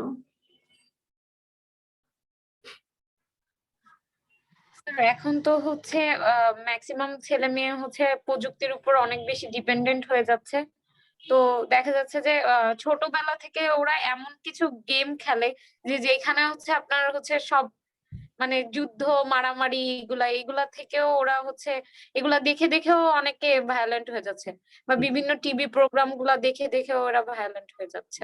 সুন্দর, হ্যাঁ, চমৎকার পয়েন্ট হলো যে এই যে আর্লি এজে তাদের অ্যাক্সেস টু ইন্টারনেট এবং সোশ্যাল কমিউনিকেশন মিডিয়ার যে অ্যাক্সেসটা, এটা তাদেরকে ভায়োলেন্ট করে তুলছে। অর্থাৎ এখানে তারা কিছু গেমস খেলছে, কিছু সাইট তারা ভিজিট করছে, হ্যাঁ, কিছু টিকটকের মতো প্রোগ্রাম, কিছু পাবজির মতো খেলা, যে দেখা যাচ্ছে ওটা তাদেরকে ভায়োলেন্ট করে তুলছে।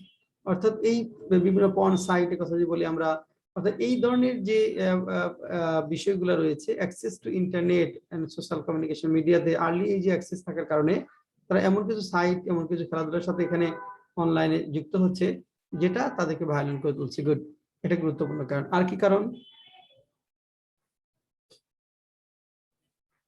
মৌসুমী একটা কারণ বলেন তো।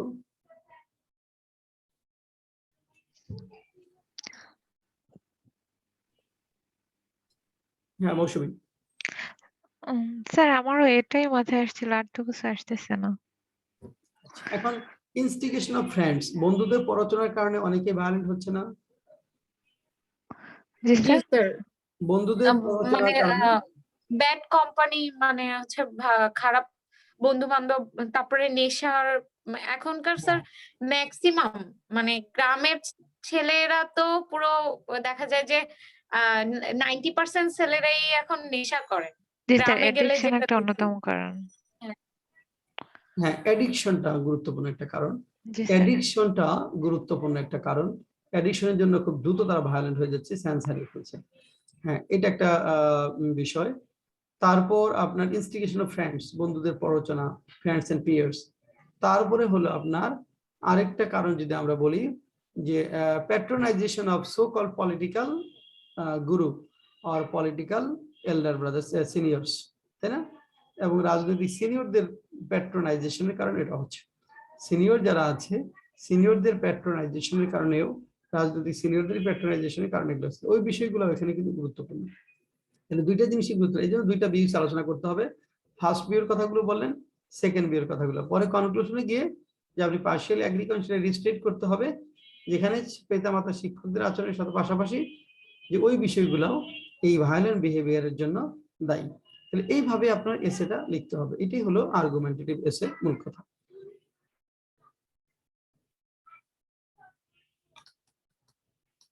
তাহলে এখন দেখেন আমরা ইন্ট্রোডাকশন বলছি, যে দেখেন এখানে ফরম্যাটটা কিভাবে ফেলবো আমরা। The discussion about whether or not, হ্যাঁ, হোয়েদার অর নট, এখানে টপিক সেন্টেন্সটার জায়গায় যেটা আসে দেখেন, এটুকু আমাদের টপিক সেন্টেন্স যেটা বলছিলাম। যেমন the discussion about whether or not basic reason for increasing rate of violent crime by youngster is lack of social and emotional learning from parents and teachers is a debatable one. It is very usual that people hold different views over a controversial topic and are inclined to put forward strong feelings, strong reasons, feelings and reasonings reasonings and feelings in favor of their statement. For some specific reasons, I partially agree with the statement. বলার পরে দেখেন এখানে আমরা যেটা লিখবো, there are a good number of reasons that can compel one. Good number of reasons বেশ কিছু কারণ রয়েছে that can compel one to go in favor of the statement. First and foremost, many children living in Dhaka are not getting enough. ঢাকার প্রশ্ন বলছে, ঢাকাই বলবেন, are not getting enough time from parents to develop social and emotional learning because of excessive work stress of their parents, as they are working outside of home for a long period of time. For example, many families in Dhaka, both the father and parents leave houses for their respective workplace early in the morning and return in the evening, sometimes at night. During this long period, children mostly spend with the maid servants or their grandparents, and the children are deprived of parental care, which is highly essential for emotional and mental development of their tender minds of the children. Apart from this, bonding between parents and hostile environment not only affects proper upbringing but also instigates children towards violent behavior. Besides, teaching and not teaching. Besides teaching and nurture devoid of ethics, morality and emotion by the teacher in education institutes fail to rouse the qualities in youngsters. As a result, they grow like robots and suffer and fellow feelings, and fellow feelings do not touch them. Feelings for others do not touch them. There are, however, some arguments against this which I am going to discuss now. Initially, access to internet and social media in early age ruins many youngsters. For many youngsters, by visiting various violent sites through internet, many young people develop violent behavior in them and apply the same in practical life. As an example, every day we hear a number of harrowing and gruesome murders and criminal offenses committed by the young people when they virtually come in touch with various gang groups. In addition, instigation of fame and indulgence by so-called political patronizers lead many young people to the path of violent activities. As an illustration, a few years ago, Oishi, an O-level student in Dhaka, killed her police officer father and homemaker mother in accomplice with her friends. Last but not least, drug abuse by both males and females compels them to get involved in violent activities, as buying drug requires a lot of money. Conclusion. In conclusion, after analyzing all the points in favor and against the said topic, I would like to restate my opinion that lack of social and emotional learning from parents and teachers is greatly responsible for violent behavior of the youngsters. However, instigation of friends, widespread abuse of narcotic, imbalanced empowerment, deep-rooted frustration, and change in behavioral pattern of the members of the society also add fuel to this. এইভাবে এসেগুলো আমাদের লিখতে হবে আর্গুমেন্টেড ওয়েতে। তার আগে কি করতে হবে, আমাদের ফরম্যাটটা মুখস্থ করতে হবে। আমি যে শীটটা দিয়েছি যে ফরম্যাট, এই ফরম্যাটটা মুখস্থ করবেন, তারপর আমরা আর্গুমেন্টেড ওয়েতে লিখব। দুইটা ফরম্যাট মুখস্থ করতে হবে, আর্গুমেন্টেড ওয়েসের ফরম্যাট আর বোথ দ্য ভিউস ডিসকাশন এর ফরম্যাট। আজকে আমরা আর্গুমেন্টেড ওয়েসের ফরম্যাটটা দেখালাম, এটা মেমোরাইজ করে নেন, তারপরে বোথ দ্য ভিউস ডিসকাশন এর ফরম্যাট দেখাবো, এরপরে আমরা ফোকাস রাইটিং এর দিকে যাব। আপনারা ব্যাংকের ক্লাসগুলো সপ্তাহে 2 দিন করে দেই, সোমবার আর বুধবার করে দেই না, 2 দিন করলে তাড়াতাড়ি আগে যাবে। জি স্যার। ক্লাসগুলো মানে তাহলে ফোকাস রাইটিং এর ক্লাসগুলো সপ্তাহে 2 দিন করবেন, সোমবার আর হলো বুধবার, তাহলে আমাদের একটু দ্রুত আগাবে, তাহলে একটু সময় লাগবে। কারণ সংখ্যা তো বেশি না, আপনার 4-5 জন আছেন মাত্র ব্যাংকে, তারা 2টা করে ক্লাস করেন, দ্রুত কভার হবে। এখন এই পর্যন্ত আপনাদের কারো ফোকাস কোনো রাইটিংটা কি অন্য কোনো এক্সামে আসে না? বিসিএস আসে না আপনাদেরকে। আপনাদের how to learn written English এই বইটাতে কিন্তু এগুলা মোটামুটি বিভিন্ন পরীক্ষায় যেগুলো আসে এ পর্যন্ত সবই আসছে, রিসেন্ট গুলো আমরা আপনাদেরকে পিডিএফ আকারে দেব। এখানে আমরা সবগুলোই পাবো, মোটামুটি 80% এখানে পাওয়া যাবে। আমরা যে ফোকাস রাইটিং গুলো পড়াবো 80% আমরা এখানে পাবো, 20% আমরা অ্যাড করে আপনাদেরকে পিডিএফ আকারে দেব। বইটা আছে জানাতুল ফেরদৌস? স্যার আমার আছে। আচ্ছা, ওকে ফাইন। পূজা আছে? না স্যার, আমার কাছে নেই। আচ্ছা, বইটা একটু সংগ্রহ করে ফেলতে হবে। জয়নাল আবেদিন আছে? জি স্যার, আমার সাথে স্যার। Okay fine. ওকে, বইটা খুব ইফেক্টিভ একটা বই এবং সত্যিকার অর্থে যেটা হলো শেখার জন্য একটা ভালো মানের একটা বই। সবকিছুই আছে এখানে, এভরিথিং লাইস হিয়ার। ইংরেজি